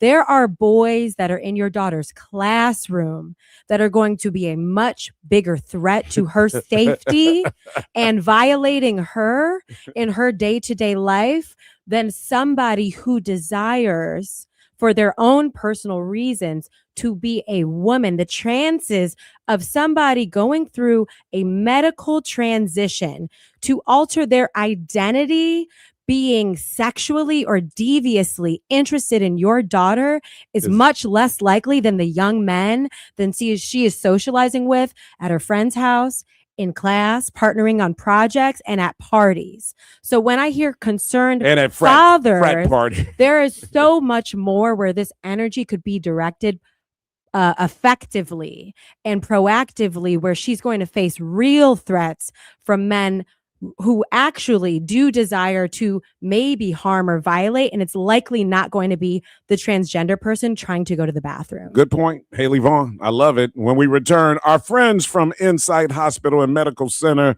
our brother Kaleem Kazi joins us, COO, going to tell us what's going on there this weekend and a lot more. You're listening to The Matt Mcgill Show. More from Matt Mcgill coming up on the Talk of Chicago, 1690 WVON. It's Relationship Thursday on the afternoon show. Today, Dr. LaDonna Ray and former state representative Ken Duncan tackle the question sparking conversations everywhere. Should everyone go to therapy before entering a serious relationship? Tune in on the afternoon show today at 3 p.m. and join the discussion live on WVON. Ada S. McKinley has a fantastic early learning and childcare program for kids from birth to age 5. Give your child a strong start. Quality childcare at 13 locations. Free and affordable options. Full days that are convenient for parents. Home-based services for expectant moms and their kids. And they welcome children with disabilities. Limited space available. Enroll now. Call 773-780-0050 or visit adasmckinley.org.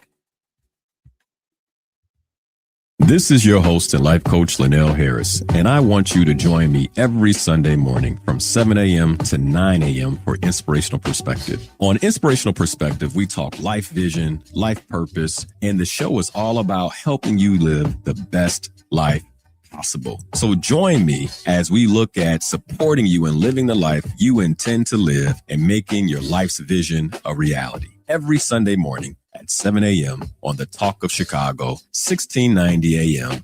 WVON.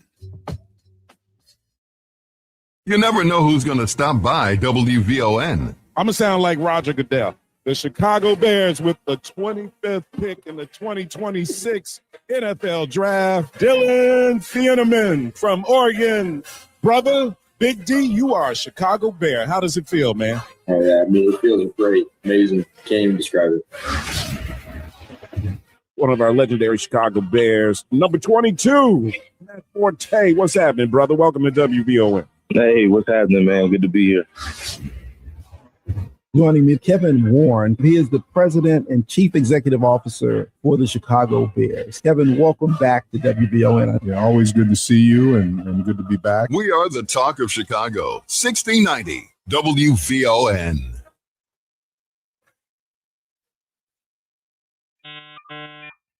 You've got mail. Are you an insider?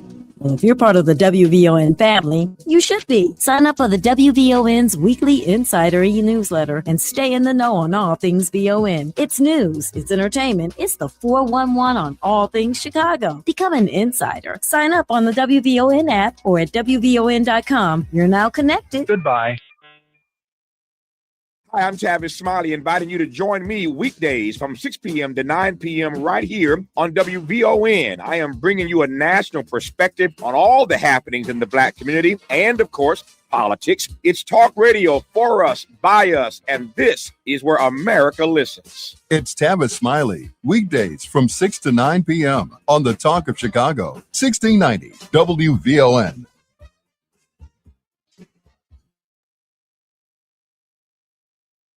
WVON is more than a radio station. We're your connection to Black America. That means we're everywhere. On Facebook at WVON, on Instagram at WVON, and on the WVON app. WVON is everywhere. Now back to Matt Mcgill on the Talk of Chicago, 1690 WVON.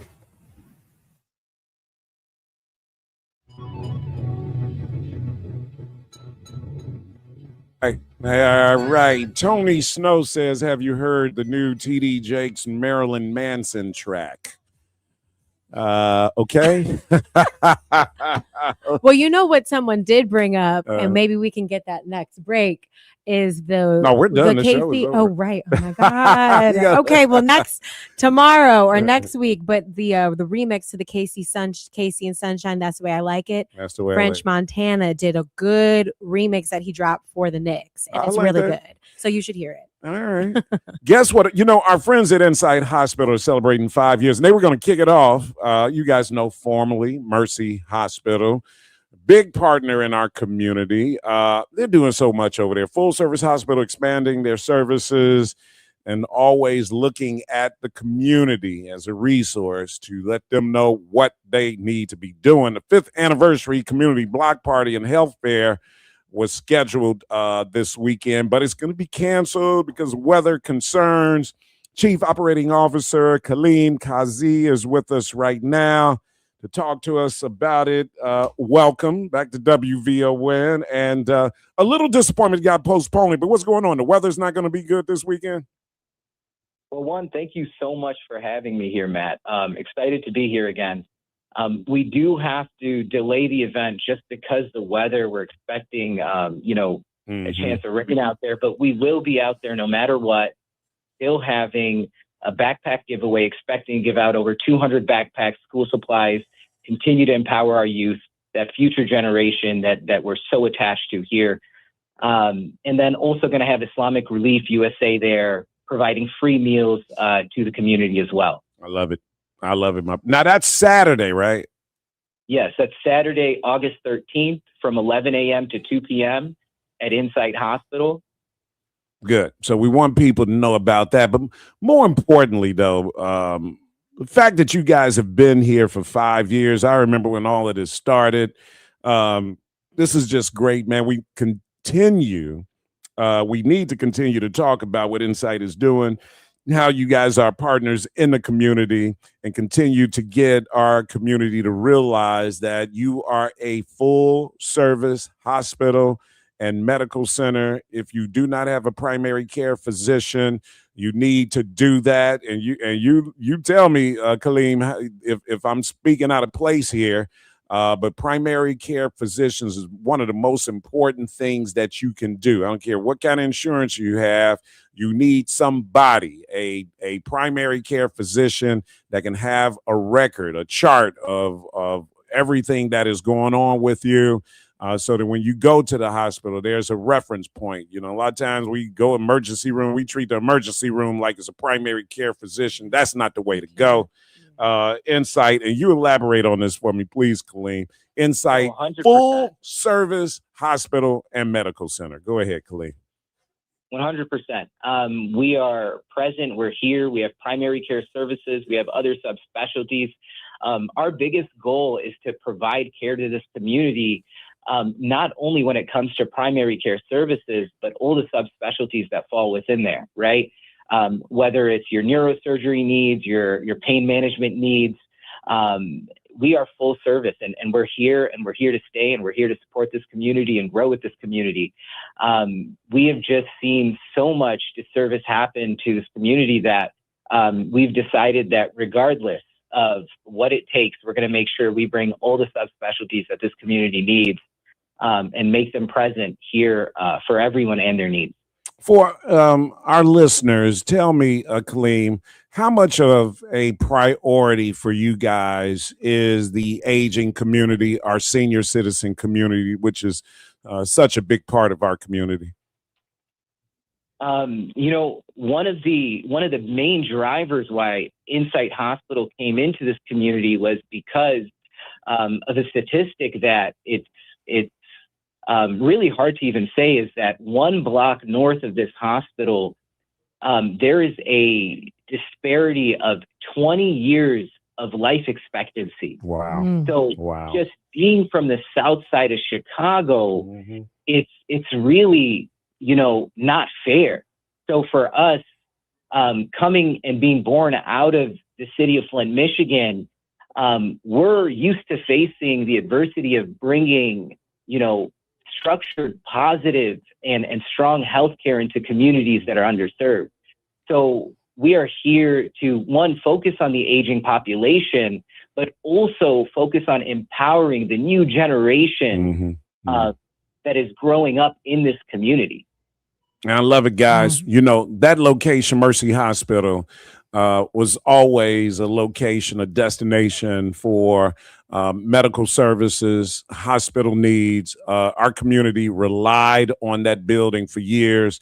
The same quality service still exists there. It's important that people in our community understand that, and not only understand it, but take advantage of the resources that are available. It's one thing to have the building physically there, guys. It's another thing for us to come out and to take advantage of the resources, the medical professionals. I've been there.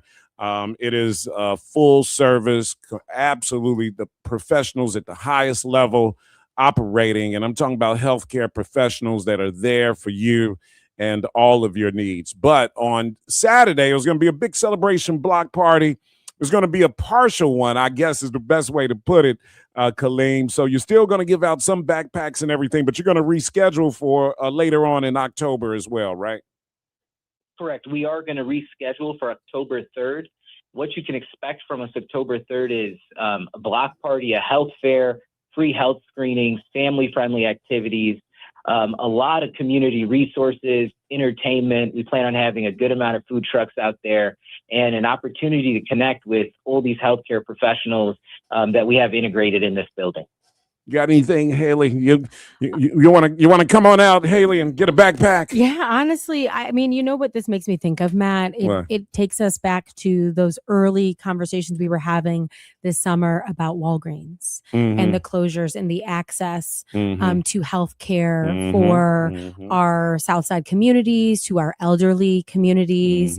And so I think events like this are so important.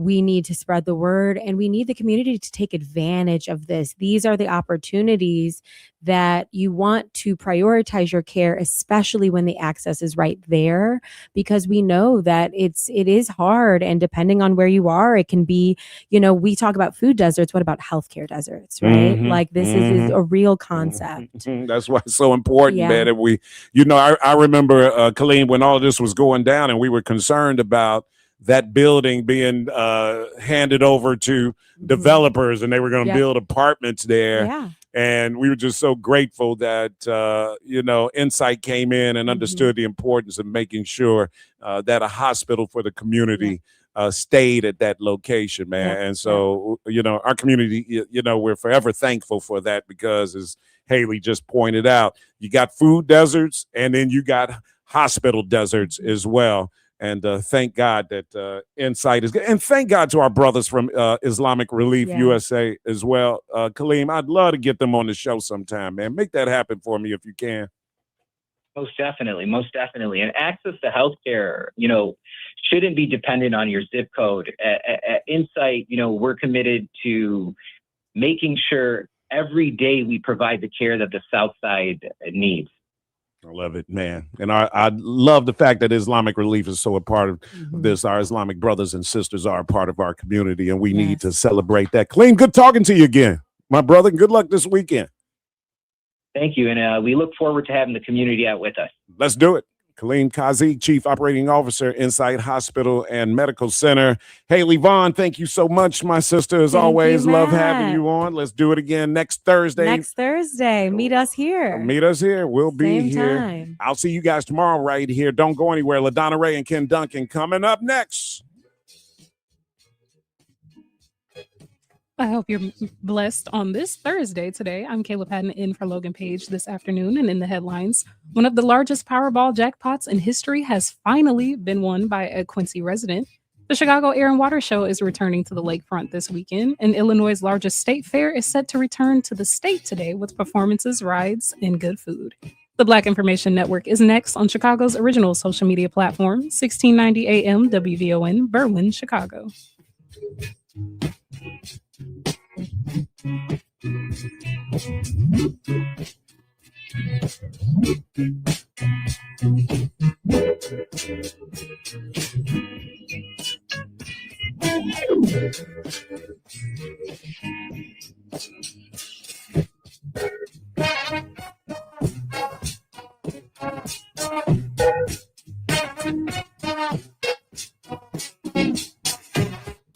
First, here's BIN News Now.